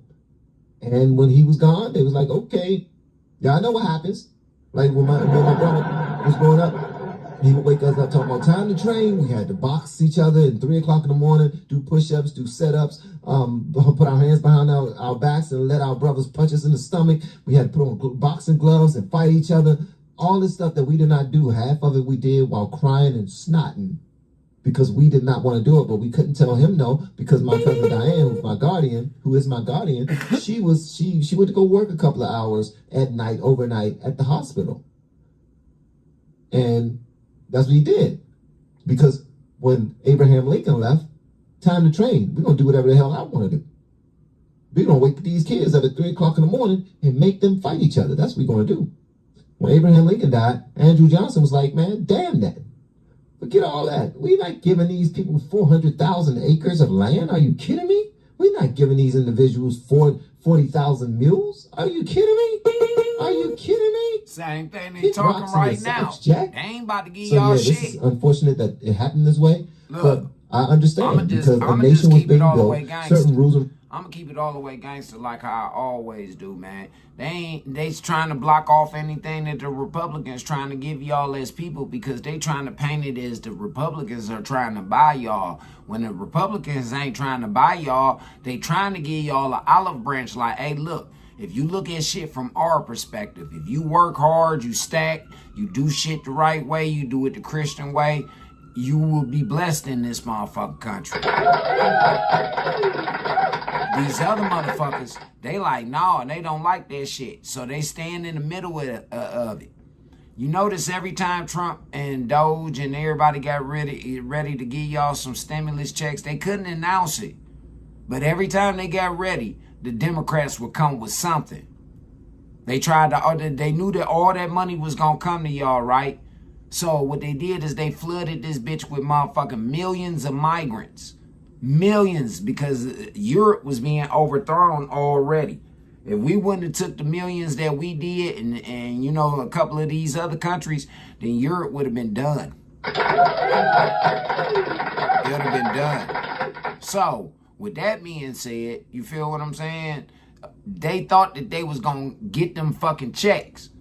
And the Republicans held off on that shit. They was like, cool, y'all want to do a government shutdown? Bet. We going to let y'all go ahead and do that. If we going to save this money, we going to put this money over here. We going to show these people that we patriotic. We trying to do something for the people. It ain't just for us. You feel what I'm saying? It's for everybody who on this conservative shit with us. Because this is the best thing for mankind over here on this motherfucking soil for right now. We're going to show these people that this is how it's supposed to be, man. Because y'all got to think, Trump almost up out of here, man. He done been in there 2 years already, man. So, you know, he only got 2 more to go. In these next 2 years, man, there's a lot of shit that's going to be going on. Because the exchange in power, whether it's state, Republican, or it goes back to motherfucking Democrat, the exchange in the power is going to be a motherfucker. Only motherfucker I see right now capable of running this country is J.D. Vance. Another Ohio boy. That's the only thing that I see. Ohio boy running this motherfucking country, man. Because this shit is out of line, man. It's totally out of line. And y'all know it too, blacks. So, with that being said, we still stand on topic. But we're about to go ahead and we're about to talk to a few of these motherfucking contributors. Yeah, the contributors to our downfall and our stress and our agony and our envy. A new end-to-end cloud platform that unites every stage of the project. No, don't want it. No, don't want it. Not at all. Yeah, these motherfuckers, man, be like some spam callers and shit. This clip and analyze how women will get triggered over the truth. And they will ball and talk about, well, it's the tone. It's not the tone. It's the truth behind the message that they get triggered over. Because if you were praising them in a masculine, firm tone, and you were telling them everything they want to hear in a firm tone, they wouldn't care about the tone, because you will be praising them in a firm tone. Here we're they talk about Kevin Samuels. They got triggered over Kevin Samuels because he was telling the truth, and they disguised it as well. It was his tone. But if he was praising them and calling them queens and goddesses in that exact tone, do you think they would have cared about his tone? No. Y'all hit the like button, hit the subscribe button. Let's take a listen to this clip. What? Nigga said some shit like, oh, well, I just don't think you'll be good at that. Bitch, who the fuck you talking to? Like, you can't talk to me like that, because it's like you don't support me for real. How can somebody that's dating you be truthful to you, right? And you not take it as my lack of support, right? Because me supporting you can come in a variety of ways, right?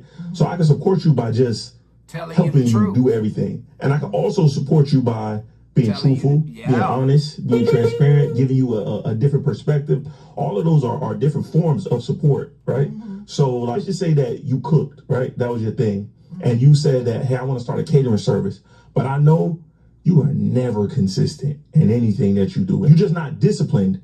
If I express that to you, is that me being unsupportive, or is that you just not wanting to hear me being honest with you? I ain't trying to hear that shit. Like, what? Why wouldn't you want to hear that? I would want to hear that. I want to start a business. What are some things you think I'll be able to improve on so I can have a successful business? If he's gonna say, okay, you know, that's the first thing I went to Baby Powder with. I said, hey, look, I'm getting older and I ain't got time to be playing games and shit like that. And shit, whoever I fuck with right now, we building generational wealth, straight up. So if you gonna fuck with me, then this is what we on. And I showed her a business plan. I showed her a business plan for Monique Stevens. It didn't have a name on it, but I showed her the motherfucking business plan. I put the name on it based upon our relationship with each other. For real. That was the trust. That was the honor. That was the integrity into that shit. But see, a lot of motherfuckers, they don't appreciate that. A lot of motherfuckers don't, you know, because they not used to it. They so used to motherfuckers being on some scam bullshit that they don't want to go ahead, you know, all in with you. They be hesitant. So I don't understand, ladies, why is it when men are being hesitant with y'all that y'all don't understand and respect that shit? You work on you being consistent. Take it a step at a time. Be consistent in one thing. It's called constructive the fact that she's criticism. gonna say, I don't want to hear that. So what's the point of a relationship if you guys can't give constructive criticism? A relationship is supposed to be a mirror. The flaws that you can't see in yourself, your partner should be able to see. And y'all work on it together. Vice versa. Your relationship's supposed to be a mirror. If your partner can say, hey, I noticed that you're lacking in this weakness, let's work together to strengthen it so you can have a better business. Why on earth would you not want to hear that? Even fuck the business, even with the relationship and the individual as a person. You feel what I'm saying? If they go into therapy and these motherfuckers is working on themselves and these motherfuckers is out here trying to do what it is that they need to do to be better people, then you, as their significant other, playing with their heart, playing with their emotions, playing with their mental, you supposed to respect that shit when them people lower their motherfucking guards and start trusting you. You do, ladies and gentlemen, boys and girls. This shit just don't float for the motherfucking ladies. This shit float for you niggas too. You know, you weirdo ass niggas that's out here playing with these girls. Women that's out here that's just like me and a whole bunch of other niggas. Women that's out here like that. Straight up. These motherfucking women, man, they've been dogged by niggas. They've been mistreated by niggas for no reason, all because the nigga didn't know how to express himself in the right manner. Don't make no shit. I'm not trying to hear that shit. Y'all want the truth or y'all want me to say what y'all want me to say? If I love you, right, I do have a responsibility to you to keep it real with you. Exactly. Right? Or else I'm just enabling you. Yes. You know what I'm saying? So do you want somebody that's going... Ladies, I want y'all to know something. That goes on all spectrums. Even me. I ain't got to be in no relationship with you, but I love you enough that I'm going to tell you the truth. I love you enough to tell you that, hey, look, take that bullshit clown ass outfit off. Hey, sweetheart, start being a little bit more, you know, feminine. Hey, sweetie, why don't you start being a little bit better and then the niggas will start treating you better. See, what it was is y'all women didn't think that niggas was gonna go ahead and they was gonna stand 10 toes down on this motherfucking shit, man, and we standing on. That's what it was. Yeah. Y'all waged war on us. We didn't wage war on y'all. We've been trying to wake y'all up. We've been trying to tell y'all. Since at least the 90s for sure. We've been trying to tell y'all, hey, look. Nah, man. Even Easy them bitches ain't shit. Yeah.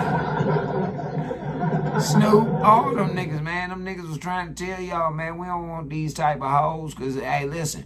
Snoop didn't marry no motherfucking bitch. He didn't marry no hoe neither. No, he married an intelligent young lady that he was in love with from high school, man. That's traditional. That's traditional.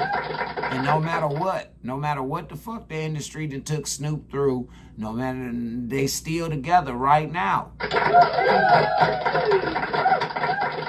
I ain't saying that they no power couple or no shit like that, but I ain't taking it from them because they're successful in what it is that they doing as a family unit. And y'all girls ain't looking at shit like that. Y'all don't see Snoop wife out here, man, on no bullshit, man, like Cardi B and all them hoes, man. Y'all don't see Mama Dog like that, man. Hell no. She around here, she support her man. She motherfucker carry herself with polish. Dead ass serious. Them niggas in the industry know if they disrespect her, it's gonna be some shit. They do. They already know it. You notice that niggas that even got shit to say about Snoop, they don't never say nothing about his old lady. Hell no. Hell motherfucking no, they don't. They don't say a motherfucking thing. And then all these other motherfuckers, they go at these niggas bitches. They will. They go at they bitches. Because that's what them niggas got, bitches and hoes. You know, they'll go at them. But they don't nobody fuck with Mama Dog, man. Hell no. Hell motherfucking no, man. And that's real. Y'all motherfuckers, man, y'all wild out here, man. Really support you, be honest with you, or do you just want a yes man?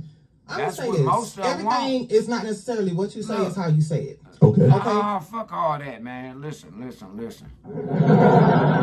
most of them want, man. And listen, I wrote a song about that shit, man. I did. It's called Social with My Motherfucking Media, man. It is. I wrote a song about that shit, man. Here it goes, Social with My Distance. Check it out. This ain't for everybody. This is Charles Berry.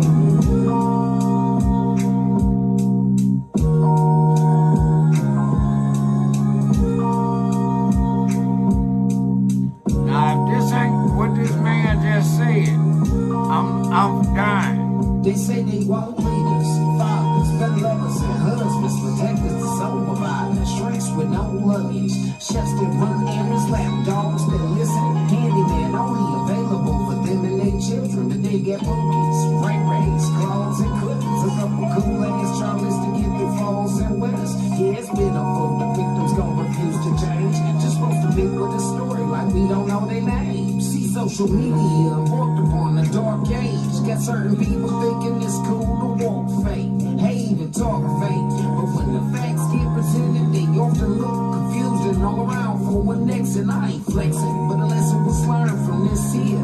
The war began with Obama, but ended with Trump's fear. The year was 2024, and men took the stands. Either you show respect and morals, or you struggle like a man. So now the plans turn wicked, recoup and produce vengeance. The sisterhood was built with loose abusing all the children. The men took a bladder half, ran back to the labs, got help on all ends, restructured and moved ahead. Left the street to weak people, just looking at cheap people. Start a fire, throw the light, and then holler, we all people. The lesson for most evils, that's made to draw division in a dimension where the privilege instigate the fate. They say they want leaders, fathers, better lovers, and husbands, protectors, the soul providers, shrinks with no luggage, chefs that run errands, lap dogs that listen, handyman only available for them and their children, but they get bookies, rain rays, claws, and cookies, a couple cool ass Charlies to get through falls and winters. Yeah, it's pitiful, the victims gon' refuse to change, just supposed to be with a story like we don't know their name. She said that she was 40,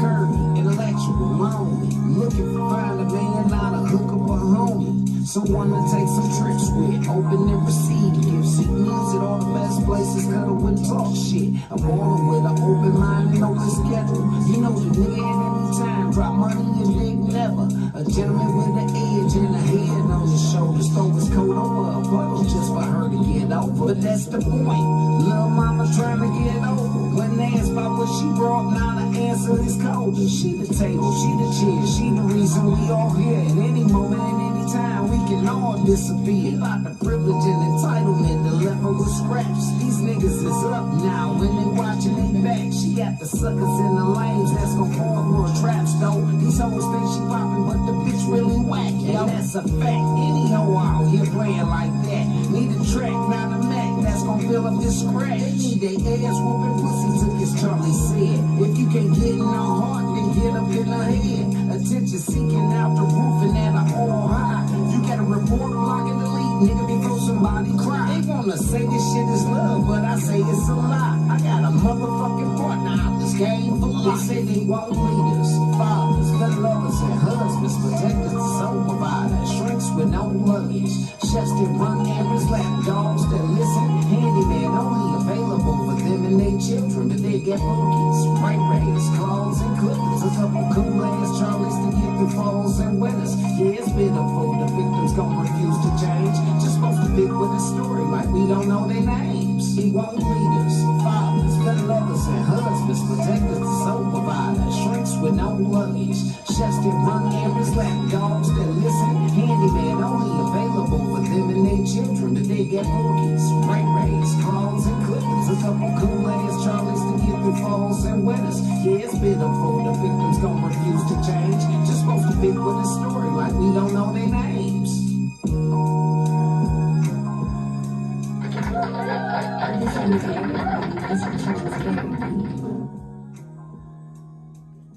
I just said it. Y'all just heard me say what this man was talking about. Now let's continue with the program. Support can show up as support. Yeah.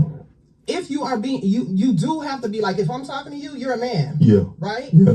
Y'all don't want females talking to y'all any kind of way. For sure. Okay? You can feel support when it's actual support. Mm-hmm. And then you can actually feel when it's just kind of like, damn, what the hell? So if I'm having a conversation with you and I want to convey something to you, sure, I'm going to take my time to make sure that what I'm saying Yeah. is not coming across as me either trying to kill your dreams, Mhm. down you, Mhm. or just tell you you're not good enough. He didn't say that though. He asked, how can he express that you're not disciplined to own a business? And she automatically said, I don't want to hear that. He didn't say anything about tone. So no matter what tone he said it in, she don't want to hear it. But you see how she's jumping to the conclusion that he's been belittling? It's called moving the goalpost. She just automatically assumed that he was telling her in a degrading way. Can't build with somebody like this with this That's mindset. gaslight. There's no way you can build with somebody with this Gaslight. mindset. Ain't no way you can build with these women. Narcissistic. No, but I will say, just like the example that you gave, hey, babe, you haven't been disciplined in these areas. Okay. These are certain things. I support you in what it is that you're trying to do. I understand what your dream is. Yeah. But these are some things that I think that maybe you should work on prior to embarking on that journey, so that we can. So what's the difference between? So she said she didn't want to hear it, but then this is exactly the hypocrite. Make sure that it's actually successful. Mm-hmm. There's a difference. You're not just going to tell somebody like, nah, and that ain't for you. He Like, didn't what say are that. you actually saying? He literally didn't say that. You see how these women will make up stories in their head just to be combative? He literally did not say that. Yeah. Because if you just gonna tell me that and not give me any context, that's not support. But if I love you, I'm going. This is a prime example of a narcissistic ass entitled woman, y'all. For real. This is the prime example. And a lot of women don't understand that they be doing this type of shit. For real, they think that this type of shit is cool. Like I had to explain I had to put it in fashion, the baby powder one time when we was going, we had a thing going on. And shit, I had to tell her, I'm like, damn, man, how would you feel if I did to you what you did to me? How would you feel? It would be unacceptable, right? So why would you do it to me? You feel what I'm saying? Like, see, a lot of women, they don't, and then once they do shit and they get caught up in that shit, you catch them and you like, listen, man, I put these boundaries up, and I put these boundaries up for a reason. You still want to cross that fucking boundary. I don't understand that. And then how do I become the motherfucking villain of your story? But see, I done played villain in so many people's motherfucking stories, man, that it don't even, I'm numb to the shit now. Make sure that I convey it in a way that you understand, and you understand that I still got your back. So I feel like what you're saying is valid, right? You have a lot of valid points. Intent versus impact, right? So my intention can be something positive, but the impact can be something negative. So I agree with that. But then there's also a degree of tone policing, right? Where I want the message delivered a certain way, and that's the only way that I'll be able to digest the message, regardless if the message is actually valid or not. But so how do you regulate your own emotions? How do you check yourself to make sure that I'm not tone policing and I'm not, you know what I'm saying? I'm not dismissing what somebody is saying because they're not saying it the way that I want. Because as men, like when me and Coop talk, we be very blunt with each other, right? But I understand that that's my dog and he loved me, right? You know what I'm saying? Even me and my sister, sometimes when me and my sister talk, we be very blunt with each other, but we grew up that way. That's my little brother right there. I can talk to him very blunt. He'll talk to me very blunt and I'll receive it, right? But with women, you have to package it up nicely. And then with all of this packaging it up. Nah, fuck all that, man. I believe in do unto others as you will have others do unto you. I've always lived by that my whole life. That's how so many people was able to take advantage of me, and they think that it's cool and it's cute and that I was a sucker and all this all other fuck shit. But it really exposes the type of individual that you were. Because if a nigga coming to you genuine, he's coming to you genuine. He's helping you genuinely. You taking advantage of that shit. That exposes that you a grimy motherfucker. You ain't really trying to help nobody. Or it's a certain type of motherfucker that you trying to help. Well, why don't you go ask that type of... I put it to you like this. And this was something that my elders taught me when I was growing up. They say, don't you ask nothing to nobody that you wouldn't do for yourself. You hear me? Don't you ask nothing from nobody that you wouldn't do for your motherfucking self. And it appears that women, them people over there on that plantation, and certain motherfuckers have it into their head that they don't have to abide by those rules, and these are universal laws. These are laws. For real. These females feel as though that they can step over them fucking boundaries with no consequences handed down to them. Y'all think I'm lying? That's why the prime example is the Carmelo Anthony shit. These people are so fucking out of whack, man, that they feel as though shouldn't shit be done to Carmelo. Most of them do. It's a certain set of them motherfuckers to be like, well, we do feel as though that he deserves some type of time, but goddamn, 35 years, that's all his life. So what? He took a life. This was not manslaughter. This was not an accident. It was not. And it was proven in court that it wasn't an accident. That's why y'all getting all worked all up about an appeal. The appeal for what? For what? Only thing Carmelo should be doing in that motherfucker, man, is getting used to what the fuck he about to do for the next 35 years and putting together a motherfucking lawsuit against his goddamn parents. Yeah, that's what the fuck he need to be doing. Putting a lawsuit together about on his parents, man, for putting him in that situation. But see, he ain't gonna do it because he got too many of y'all motherfuckers pressing him to do the wrong thing.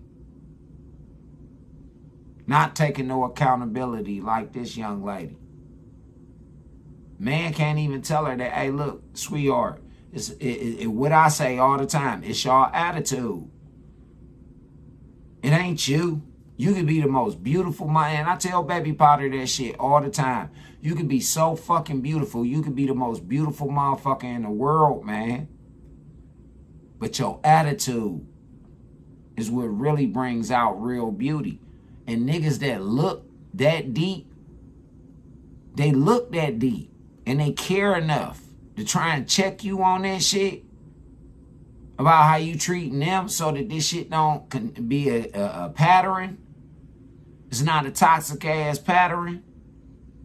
It's cute to have little toxicity in a relationship from time to time, but a constant flow of that shit, for real. I'm serious. I be having to talk to my girl all the time because she's a highly attractive motherfucker. I be having to tell her all the time, like, hey, sweetheart, something, hey, you got to curb your fucking enthusiasm. You feel as though that you're being humble because you're turning motherfuckers down. But you're flirting with motherfuckers in the same breath. You feel what I'm saying? Like, see, if it's me, I'm put it to you like this. If it's me and a female, she disrespected my old lady, and I know, cause my old lady has said that this bitch disrespecting her type shit. Yeah, I know. I would not motherfucking be like, hey, listen, man, I got a motherfucking dude. You feel what I'm saying? Like, if I was in her shoes, I got a motherfucking dude. And I'm speaking like I'm in baby powder shoes. Not saying that this is, you know, something that, I'm just using this as an example. I'm using myself as an example. You feel what I'm saying? I'm saying that if I was a woman and that situation was presented to me, I wouldn't be on the bullshit that y'all ladies be on.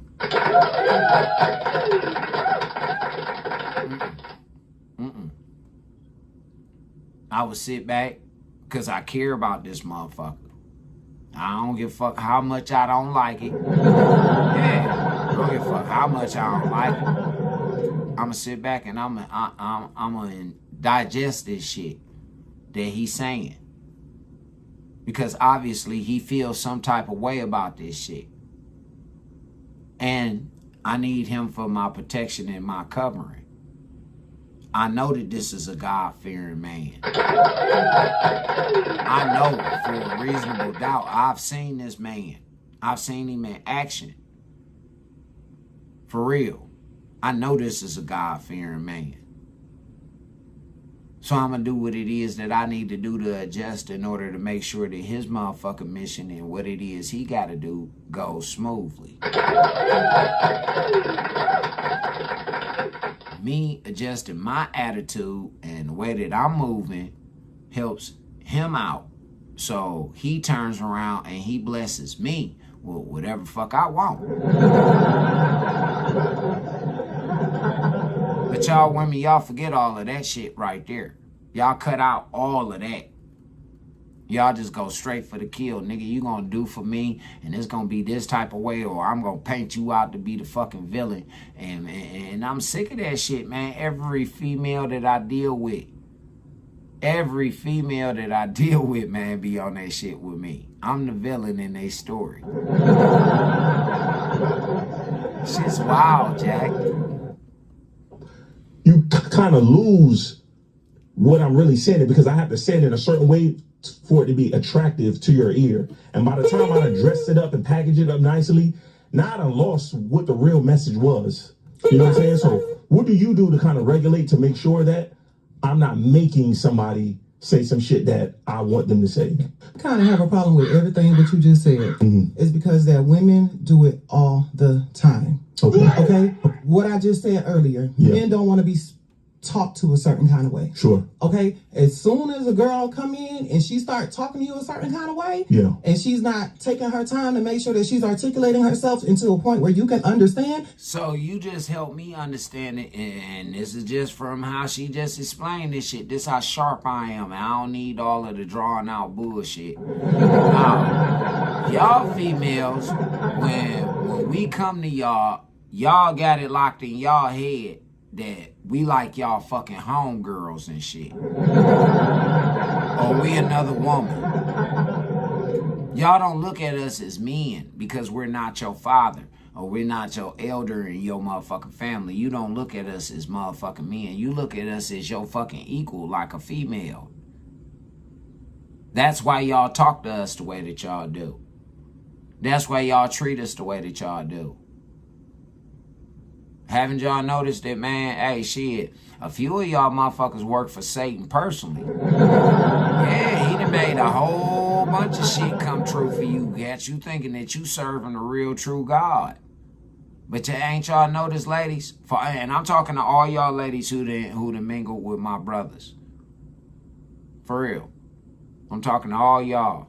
Haven't you noticed? Y'all been having unprotected sex with them men. And it ain't been clean. They ain't been giving y'all and bringing y'all shit, right? It's been a constant battle for you to keep that hoe inside of you tamed, right? It's been a constant battle for you to keep that hoe tamed. Especially you highly attractive ones. You constantly being showered with that dopamine. Oh, you fine, you beautiful. Always getting showered. And because never mind. You think you being humble. No, tell the truth. The truth will set you free. If you tell them niggas, hey, look, man, I got a dude, man, and me and my nigga, we locked in. So shit, nah, man, you wasting your time. If you tell them that, you're not gonna constantly keep getting that same motherfucking abuse. You're not. You're not gonna keep getting the dog whistles and the niggas flirting, knowing that you got a man. You're not gonna keep getting that. Now, if you do keep getting that, then you supposed to tell your man about that nigga, so your man can go ahead and check that hoe ass nigga. By any means, check his hoe ass. Straight up. Cause see, when my old lady get to telling me some shit about a nigga disrespecting her, and he know that I'm with her, that caused me to want to check your hoe ass. Ain't no motherfucking joking, nigga. You already know that she with me, man. Don't motherfucking ask her a goddamn thing, nigga. For real. But see, and the women who said it, they so humble, they'll say that type of nigga, he overreacting. How? Because he said put an end in your motherfucking dopamine hit, bitch. Huh? Put an end to it. Huh? I'm just saying, man. A lot of y'all women, man, y'all be sitting out here playing with niggas' hearts and then trying to play fucking victim. That shit ain't cool, y'all. That shit ain't cool at all. Y'all the reason why this country is the way that it is right now. And I'm telling you, black woman, you play a major fucking role in this shit. Y'all blocking that shit out. Y'all ain't hearing shit she have to say. No, because I ain't got to. Your tone, and that immediately turns into an argument. Okay. Right? It happens over and over and over again. Across social media, relations. No, it don't. In most cases, with a nigga like me, if a bitch come at me with a negative ass tone, I check that shit. And then if she don't check herself and she don't try and motherfucking apologize and come correct, I leave that bitch the fuck alone. For real. Because she gonna either get you hurt or she gonna get you locked up, man. Straight up. It's time to leave that bitch alone. She don't respect you, Jack. She don't respect nothing that you got going on. She'll call herself trying to shower you with motherfucking compliments to keep you draped off. But in the same motherfucking token, she loving that attention from niggas and bitches and everybody. She love that attention.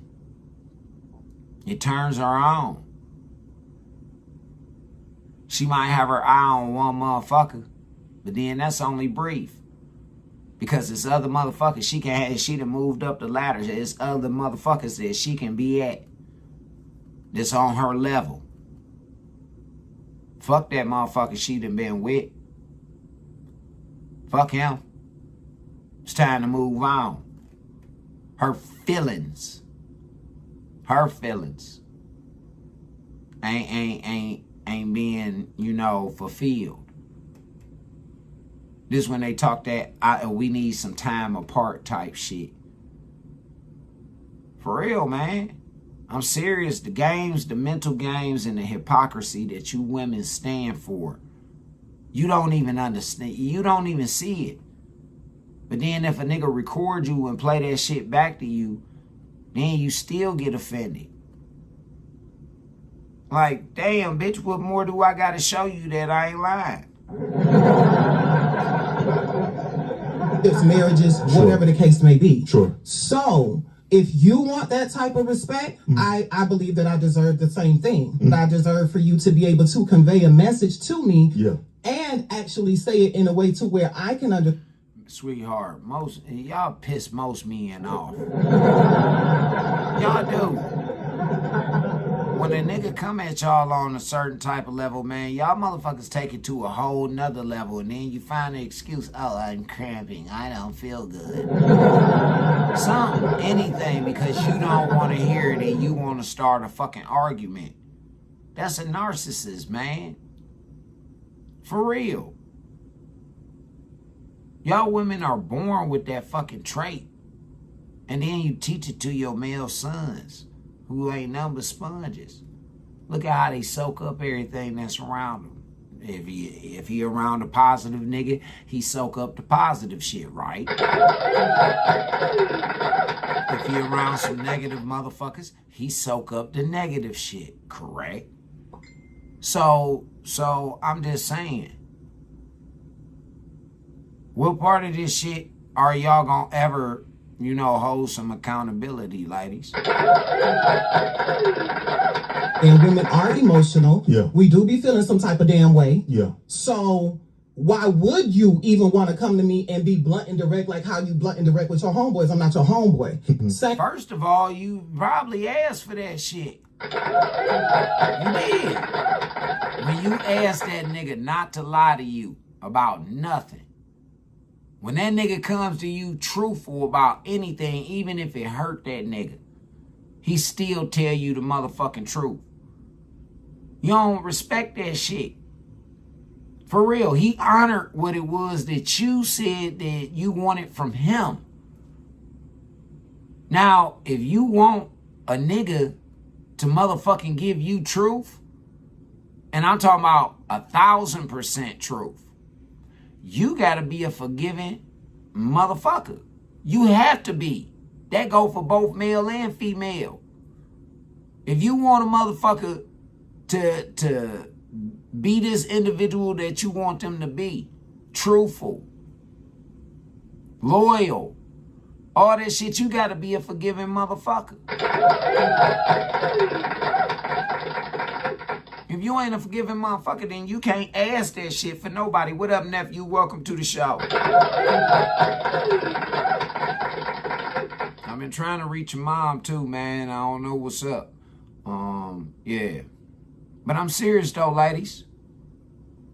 Y'all motherfuckers, man, y'all really need to get it in y'all head. Y'all fucked up real bad when it comes to men. Y'all don't hold no power no more when it comes to us men. Y'all don't. The decisions that y'all have made with the niggas that y'all fuck, y'all attitudes, that's y'all main one.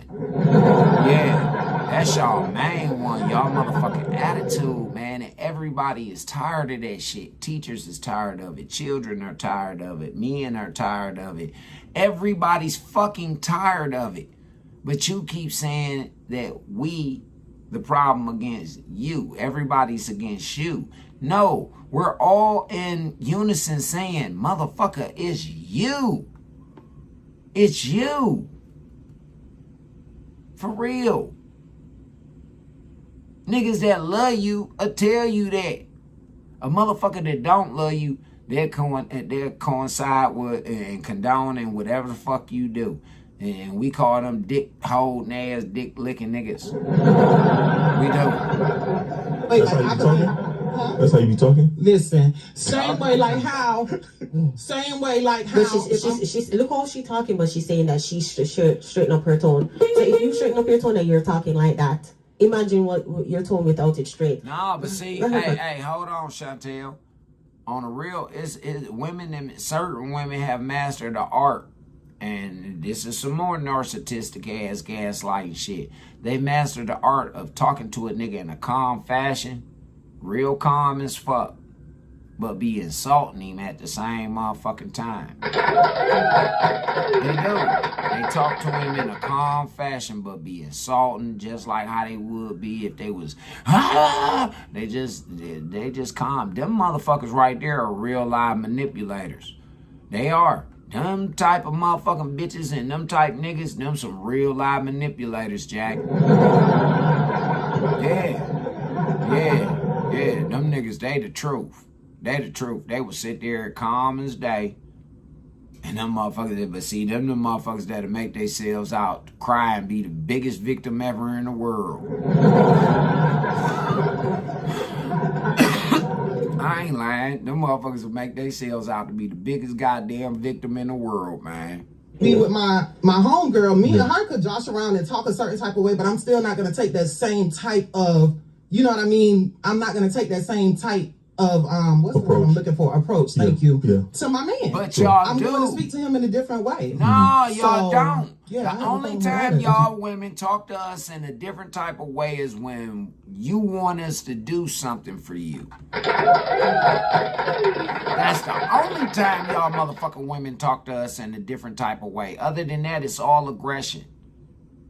It's aggression. If it ain't about some sex, or it ain't about something that you want us to do for you, and really, if you talking to us in a different manner about the sex, is it you really want the motherfucking sex? Yeah. It ain't about us. Hell no. You'll tolerate a nigga. I be telling motherfuckers, man, like, that's about my league and all that shit like that. Them motherfuckers up out my league, man. You on a higher level than me. I don't want to soar that high. You know, certain birds can only go as high.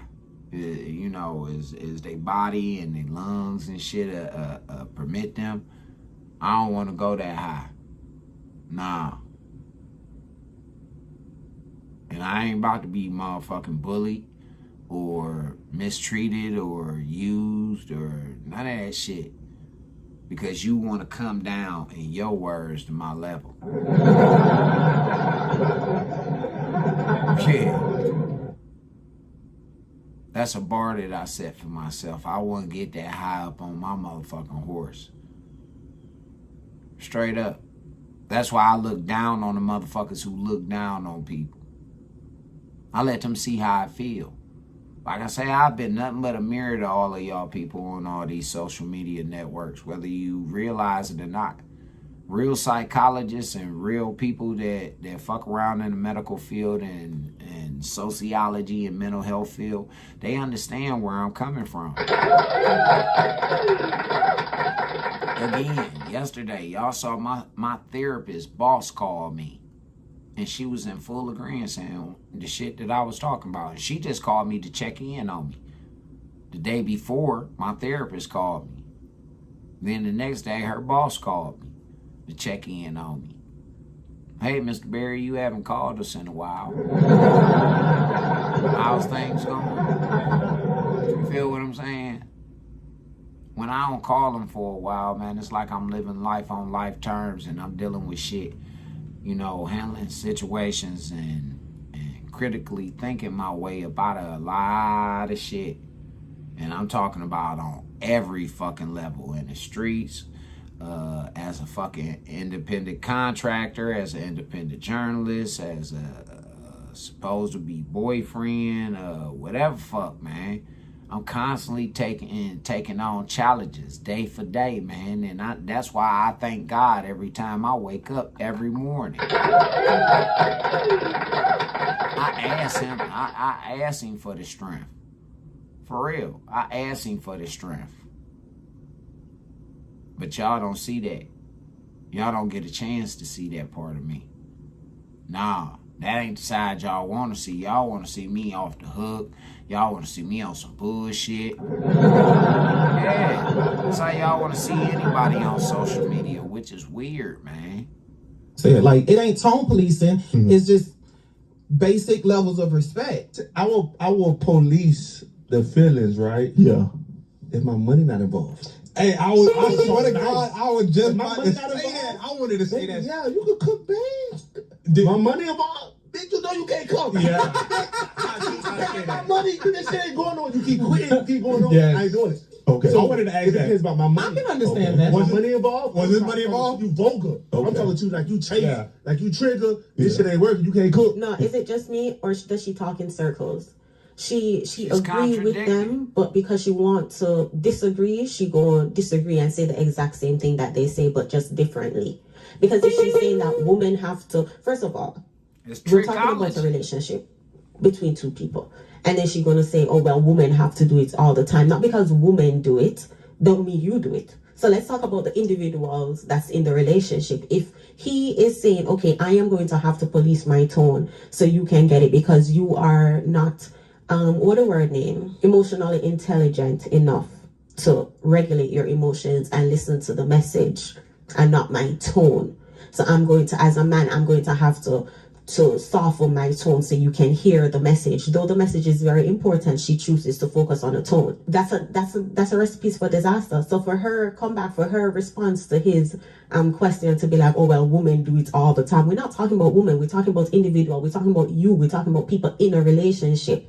If a man is going to have to police his tone, then okay, that's a relationship that you're walking on eggshells on. If you're dating somebody, I'm not saying come to her harsh. Obviously, as human beings, you're going to say something specifically. You're going to say it a certain kind of way. You're not going to be calling them names. You're not going to be belittling them. You're going to have a straightforward conversation. But even with those straightforward conversations, women be getting triggered. Even in the straightforward ABC, 1 + 2 is 1 + 1 is 2 - 1 is 3 conversation, they get triggered. Even at facts, because they're not really getting triggered at the tone. They're getting triggered at the facts. That's what it is. Because if you say it's in a tone, but it's to praise them, if you use a harsh tone, but it's praising them, they're not triggered. They don't have a problem with the praises. They just got a problem with the criticism. So it's not the tone, it's the message. We know that. Those of us with common sense know that. And this is why we point and laugh. Get to the chopper! But y'all, let's read the comments under this. Somebody's, oh, I'm not reading that. I think it's the author. I'm not the author. I think,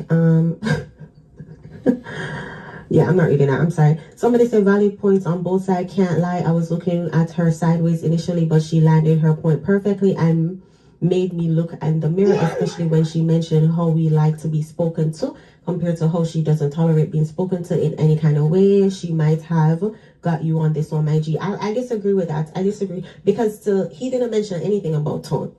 He said, as your partner, if I can say that, hey, you want to start a cooking business, you lack discipline in certain areas, we're going to have to improve on your discipline. And she automatically assumed that he said it in a negative tone. Or even if, let's put it like this, even if it's the nigga, he telling you, hey, look, it's certain things that I'm lacking in. There's certain things that I can definitely help you with, but it's other areas that I'm lacking in. I want to focus on these areas that I'm lacking in so that we can, you know, we can get you where you need to be or where you see yourself being. For real. I'm one of them type. But most women, like I say, they don't appreciate that shit. They say they do, but they show something totally different, man. That's why I didn't learn to stay, man. I didn't learn to embrace my motherfucking solitude. Stay the fuck away from people, man. I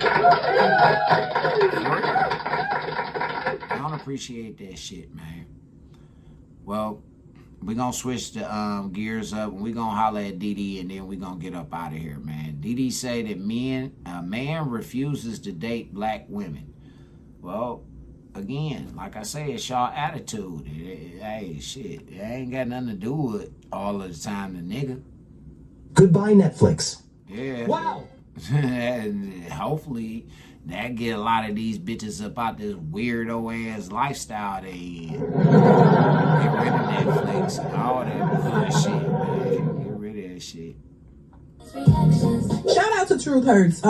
Check him out if you haven't already. But I wanted to play a little bit of this because there's some more delusional stuff going on in this particular clip on his podcast. This man here is going to speak on how he is just not interested in black women anymore, and he's going to tell why. But there are some women who don't like the fact that men are moving away from black women, and then they start to crash out. Yeah. So, but a lot of the same women are the ones that say, we don't care what you do. Oh, we don't care. We don't care. The body crew members of society come out the woodworks, and then they start talking about, we don't care what you do, because they're bottom of the barrel. But then get mad and crash out and say and think that men who choose outside of their race got a mental problem, or they got a problem, or oh my God, something wrong with them, who hurt you, and all these types of things. But when they do it, oh, it's all good and it's fair, and they're just tired and they moving on. Like, it's just the most dumbest, absurd thing I've ever heard.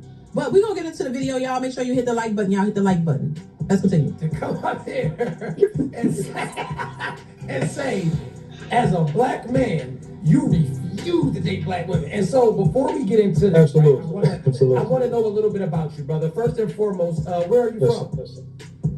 I'm from Detroit, Michigan. Okay. What up, though? So Midwest. It's that Midwest. Different type of breed of woman up here, boy. Black women, or like, did you like what happened? No, I mean, and I'm a base it off of experience, and not just experiments, but documented facts. So I used to dress black women as black queens. Then the Sexy Red started coming out, and she brought the out of these. So do you used to look at them like black queens? Yeah. And then when this pandemic came about, it like put a nasty taste in your mouth, or like, well, talk to me. It put a nasty taste in my mouth. I mean, based on my own personal experience, a lot of women put on a mask. Black women, they put on a mask, make it seem like they uplift the brother and all of that, and they genuinely love from the heart and all that. But it's old saying, when you look at a woman's mother, more than likely you go see her future. This is what a lot of women are going to say, right? And I just got to be the voice for the women, unfortunately, because we don't have any women up here. For sure. They're going to say that if you feel this way about black women, then you must feel this way about your mom. So what would you say if a woman was to say that? My mother called me every morning to give me motivational quotes. I got a great relationship with my mama and my dad, my biological parents. Do you know it's just white? That's a blessing, bro. I don't have none of that. For real, that's a blessing. That's a blessing. See, people don't look at it from that point of view. Yeah, the only motherfuckers who see it from my point of view is another orphan. Yeah. That's how motherfuckers see it from my point of view. Yeah, another motherfucking orphan. Women are just all other races except black women. Other races, I don't the white women either, because they want to be the black woman. So I fuck with the Arab women. Okay. You know, Asian women, because my wife is Arab. Okay. So I fuck with Arab women because their cultural upbringing, they're raised to be submissive. And I'm not talking submissive to a bum ass dude. When we look at the word submission, it's a prefix and a subtext added to it. Sub meaning under. That's the prefix. Then you got mission, which is the suffix. So that means under the man's mission. But these don't even know how to submit to the mission. They think they bigger than the program. And if you in my world, you gonna do what I tell you to do.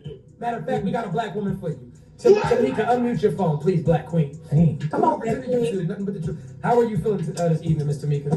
I'm feeling very good. Just a little disturbed to hear this brother speak about black women like this. I mean, one thing I want to say to you is, I appreciate you being honest about how you feel. And I appreciate you bringing it to the core. This is a conversation. Do y'all see the passive sarcasm that I just described? I say some women, and these are the type of motherfucking women right here. They're very dangerous, man. This is passive sarcasm. Passive aggression. That's what the fuck this is right here being shown to y'all, ladies and gentlemen, boys and girls. Well, being shown to me, but, you know, y'all hearing. That needs to be done. He's speaking from experience and not just going off of what he heard, what somebody else told him. That's his experience. And he has that right. But yes. But what I'm saying is, right, because where are you from, if you don't mind me asking? I'm actually from Cleveland, Ohio, but I live in Charlotte. I know a little bit about Cleveland. It's pretty fair to say the type of women he talks about. There's some of those in I went to Cleveland, school with her. Right. I'm next to Detroit, so I understood. I'm in the comments that said, I see why he's saying what he's saying. And when you scroll Instagram... See, didn't I tell y'all? It's a different type of breed. What up, Nick? It's a different type of breed, a woman up here in the Midwest, man. See, this is a Cleveland girl. I went to school with this young lady. I didn't even get a chance to look at it and shit real good until I just looked in right here. I was like, oh, man, that's my homegirl. I went to school with her. Yeah. But you hear her mentality? Her mentality is the same type of motherfucking mentality that this gentleman up in Detroit is going through. It's a regional type thing. Straight up. Women down south don't think like these girls up north until these girls up north go down south. Girls up north take the scam and bullshit and all of the rotten shit down south and give it to them girls, and then they bring us back all of the hoe activity and all of the freelance shit from the south up north. That's how it goes. It's an exchange. It's an exchange. I mean, you leading with your ass out and your nipples out and your foot protruding, but in the same breath, you want to be respected. Do you see kind of where his position is, or no? Yes. Okay, go ahead. You have the floor. I just want, because I got to do my... But okay, well then if you can understand his perspective, why she's disturbed. Why I would not go, I'm disturbed, but no, that's his experience. You can't be mad at somebody else's experiences. But see, everybody is mad at me about my experiences on all these social media platforms. Yeah. People was mad at me about my take on shit because of personal experiences that I've been through that, you know, no. I ain't approving of that shit. And they mad at me about that. And then they get even worse. That, man, this is when they turn up and they get the line on me and all kind of other shit. Yeah. When their lies don't match up. When the nigga that they trying to say that I am, I'm not that individual. Again, I told y'all the same way that I am online is the same way that I am offline. Dead ass serious. Ask anybody who didn't approach me. I get fans, man, telling me to keep going all the time, man, every day. I also had them motherfucking fans that be on that fuck shit too.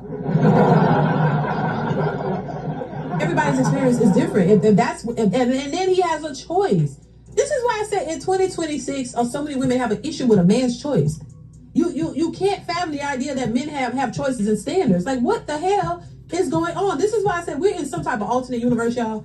Y'all, we must be, child, that's probably why I'm tired. I'm tired. And a little less. Man, I've been tired, man. I've been tired. I've been telling, man, my mama was alive. I used to tell my mama even used to tell me, she said, I know, baby. I know you are. For real. Because I done been tested and I done been put on motherfucking levels way higher than what y'all motherfuckers have. For real. Because these conversations make you tired. They're very draining at times. Yeah. If you let them drain you, they'll drain you out. All you want to do is go take a nap. After this live, I'm going to take a nap. I be tired. It's draining. Going right over there in that habit. So, well, I don't for the life of me, I would never understand why people have a problem with other people's choices. That's that man's choice. If he don't want to date black women, girl, you can't find you. I'm pretty sure there are other men that probably would like you. I mean, maybe that's the problem because you can't find one that like you. They think it's a slippery. I told motherfucking baby Potter that shit. I said, if I ain't the man that you need, I care about you and I love you enough. Then if I'm not the man that you ever need, then you free to leave, man. I want you to be happy. I want you to be successful. I'm always in your corner, whether, you know, you move on or what the fuck ever. That's a real nigga. That ain't no hater. That just let me know that, hey, shit, I was just a phase in your life. You needed me at that particular time for certain motherfucking things. And I was just glad to get you through that motherfucker. Maybe you'll grow to correct the area of your ways and be a better individual. But shit, hey, you did both of us a favor if you ask me. You saved me from the misery of humiliation, heartache, bullshit, disappointment, all kind of shit. Just like I say, you know, the decision that you made, and it's fuck, shit, yeah, this is good for both of us. That's how it's supposed to end, but it don't normally end like that. It's got to be some type of theatrical motherfucking thing where the nigga is the villain. All the time, man, the nigga is the villain, Jack. Oh, but black men, one by one, walking away. Maybe that's what they're scared of, even though a lot of them say they don't give a damn. Don't care what black men do, right? But you're disturbed by it. And I'm just saying. Listen, they walking away from females who will sit up here and tell you and get on the soap. I'm talking about they'll plead on Jesus Christ motherfucking cross. Yeah, they will. These motherfuckers, man, they will tell you that they in it and they all for you, but they really not, man. They not.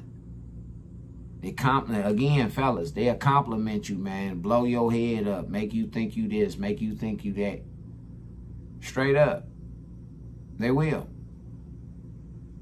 Just so that you can give them the feeling or whatever the fuck it is that they want.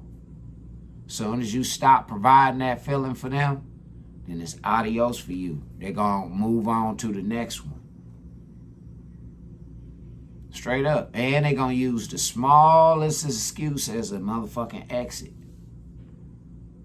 Those are users, man. Those are fucking emotional and spiritual vampires. You know, they're disturbed by what he's saying, but a lot of the women, the Bonnet Crew members of society is saying something else. That's why I say y'all got to have a meeting.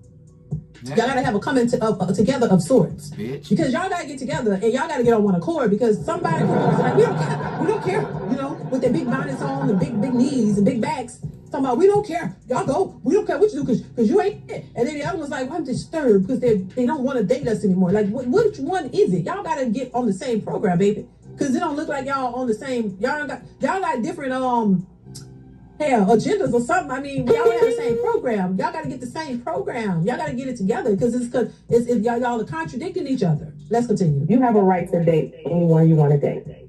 But it's sad when our own black men put your own black sisters down instead of looking at the generation that is lost. So those ones that are listening to Sexy Red. So let me get this straight.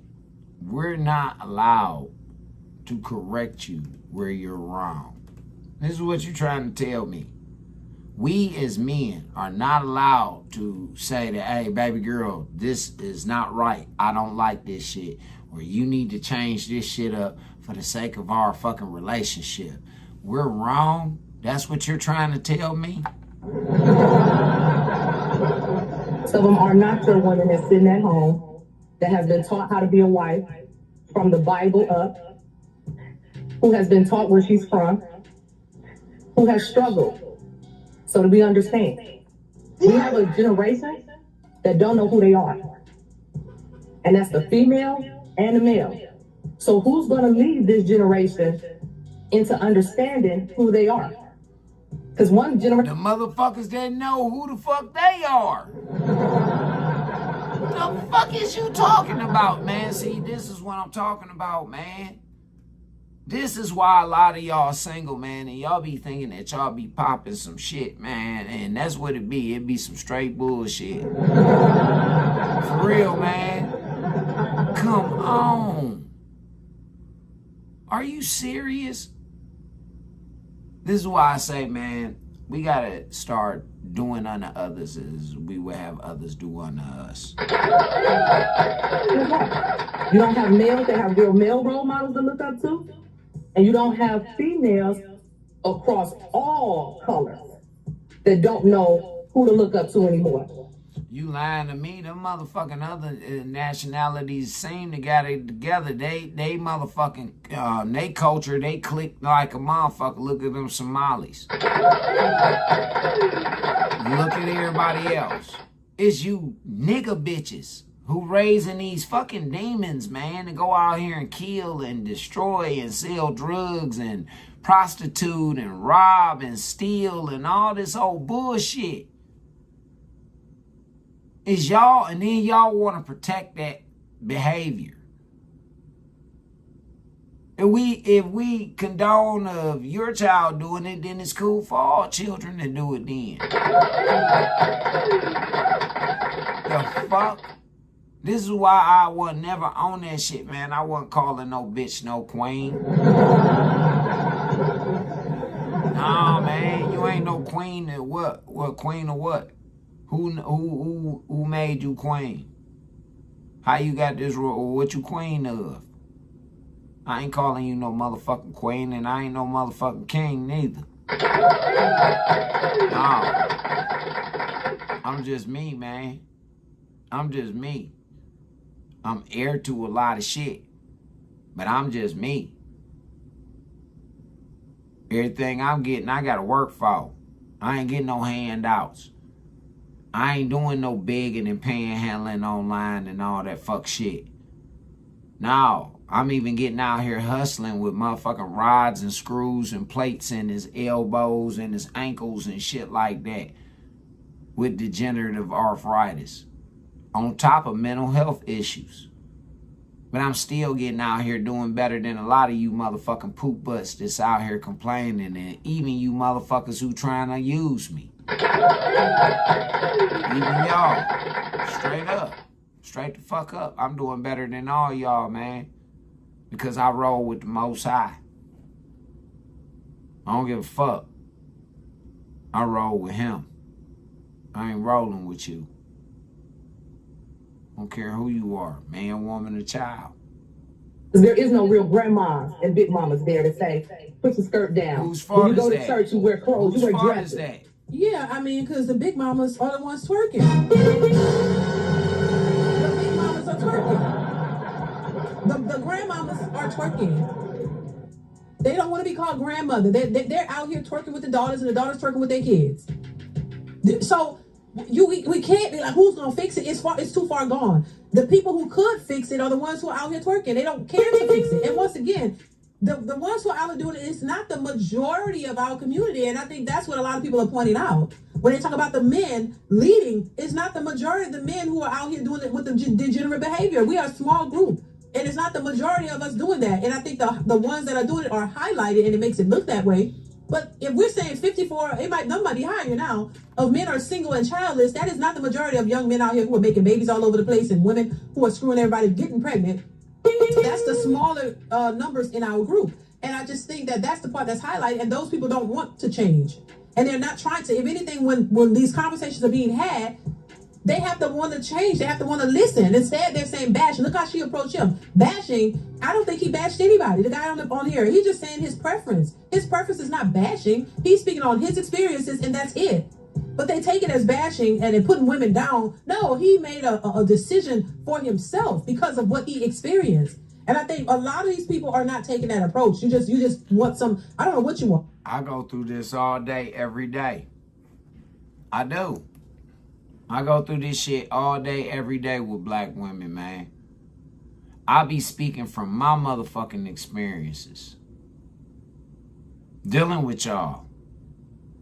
It's like, man, in my relationships, I gotta walk on fucking ice when dealing with y'all and y'all fucking emotions. Y'all can treat me any old fucking way that y'all want.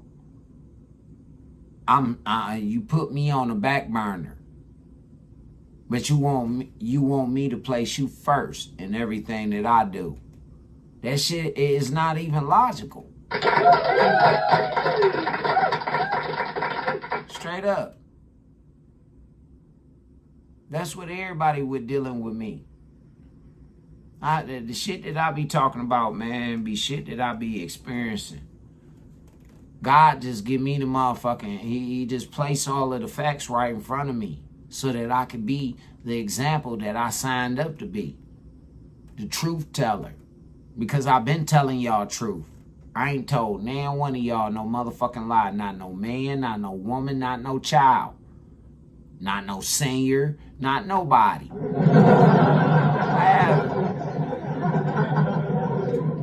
ain't told y'all no lies. What do I get for lying to y'all? Huh? How do I capitalize off of lying to you?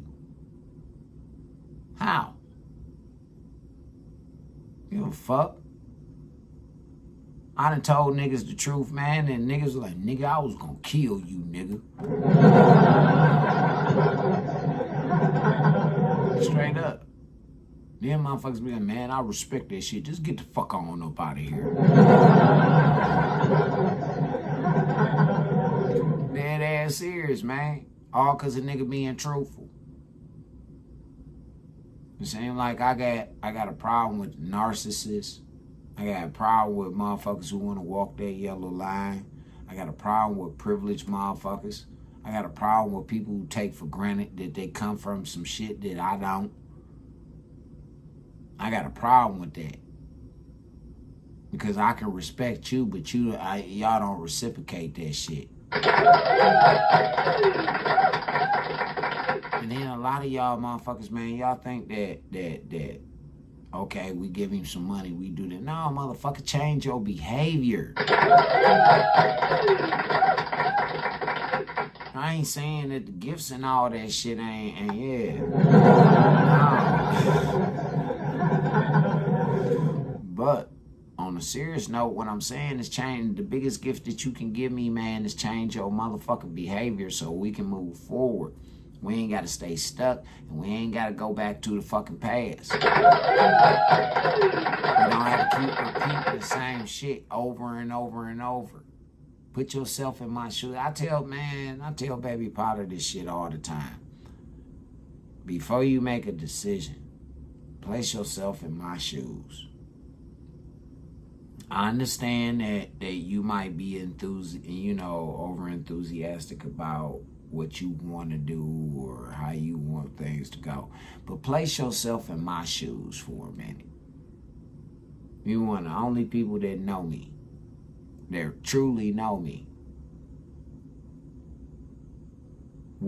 If you was in my shoes, would you approve of what it is, whatever you trying to do? Or whatever you trying to bring across me? Would you approve of that if you were in my shoes? Would it be best for me? Not just best for you, but would it be best for me? Would it be in my best interest?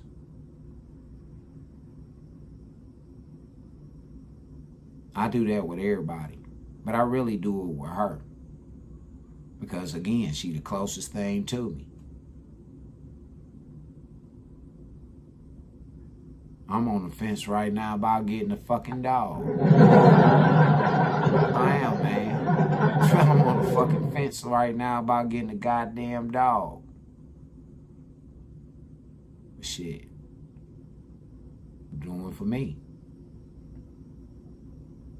And I'm steadily getting beat down, persecuted, called the villain. Because people, they not in my situation. And they'll tell you, I'm not in your situation, so what the fuck make you think that you can speak on it? Huh? If you ain't in my shoes and you ain't never walked in these motherfuckers before, or you ain't never walked this path before, man, then what the fuck why are you even speaking on what the fuck I'm talking about? Fuck your opinion. For real. Honesty again. It'd have been way honest for a motherfucker to be like, well, hey, look, I can't help you with that. But you just let me know, how can I help you? From your point of view, how can I help you? What is it that you need from me? Because I don't know how to handle this. It's called being honest. That level of honesty will help a lot of y'all motherfucking females out, man. It would. That level of honesty right there help a whole bunch of y'all out, man. Society will be ran better. The homes will be filling up. Shit'll get to going back to normal again when motherfuckers had picket fences and dogs and kids and shit running around, didn't need security alarms and all of that. Yeah, it'll start going back to that. And we probably won't get it back in my lifetime, but it'll start. And that's all that matter. That's all that matter, man. It'll start. I was a part of that motherfucker getting back on track. That's what matter. Y'all niggas living for street signs and motherfucking goofy shit. Murals and museums and busts and all kind of shit like that. Yeah, man, that's what the fuck y'all niggas is living for. Shit that I'm living for, man, is eternal, nigga. Like I say, man, I get talked about in heaven, man, for my deeds and everything that I done fucking done. What really disappoints me and breaks my heart so much with y'all, man, is that I can sit up here and I can be as genuine as I want to be with y'all, and y'all still find some type of way to dehumanize me and paint me out to be an asshole and all this shit. Paint me out that he deserved that. Then you get mad when I say that y'all motherfuckers deserve justice being handed down to you and your offspring. I'm wrong, because my voice don't matter, right? I just don't matter. It's cool. It's cool, man. Well, we didn't spend enough time over here today. I need for all of y'all to like, share, subscribe. Let's get it. Y'all know my slogan. We got to do better. We got to do better as human beings, man. Fuck this black, white, and all this old other bullshit. We got to do better as human beings, man. If y'all niggas don't understand that shit, then hey, you too shall, wind up perishing some type of way out here, man. Watch the 6. Be careful. Take some of this shit, man. Let it digest. This ain't for everybody. This is a Charles Berry beat.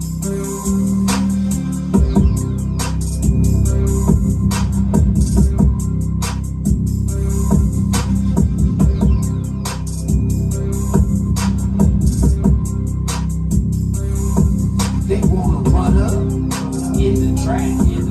Since I picked it, then we headed out the back. We getting money and giving back. They big man want a nigga stretch flat. They wanna run up in the track. Since I picked it, then we headed out the back. We getting money and giving back. They big man want a nigga stretch flat. Fuck that. Back street, freaky on the main line. Said they never seen me, then they big line. I'm front liner, when I bounce back. They all up in the front, I'm headed out the back. Straps off, yeah, we talking dollars. I'm counting everything involved, from dollars to hollers. On my mama, y'all, I gotta give it back. Batman, content creation, expose our rap. That's a fact, on Jack, I'm a Mac or a bus. Pick the down ass woman with a team of sluts. Introduce the prostitute, that's coming to Jesus. When your motion that pure, they can take it or leave it. If it's treason on the menu, then I go untouched. Till it ends, ashes to ashes, dust to dust. Stop discussing too much about the drop of the faith. Cause when the money hit the bullet, it can buy anything. They wanna run up in the track. Since I beat it, then we headed out the back. We getting money and giving back. They big man want a nigga stretch flat. They wanna run up in the track. Since I beat it, then we headed out the back. We getting money and giving back. They big man want a nigga stretch flat. Fuck that. Let me tell the lost people about the cheat code. When you raise kinda different, you don't think about it. Just by the grind and lock in to lessen your ability. Hustle is the notion when you look upon the work of keys. It's a live vision, going coast to coast. I ain't never moving to the low. Hitters on the low. Working through the trap. If it ain't about the product, then bottom might be a rat. Watch a 6 nigga with a straight lotion. Since the money on the wood, everybody close. Beat the goofy nigga on the groupie shit. Trying to show a lot of love with his other bitches. They wanna run up in the trap. Since I beat the deal, we headed out the back. We getting money and giving back. They big man want a nigga stretch flat. That's a fact. They wanna run up in the trap. Since I beat the deal.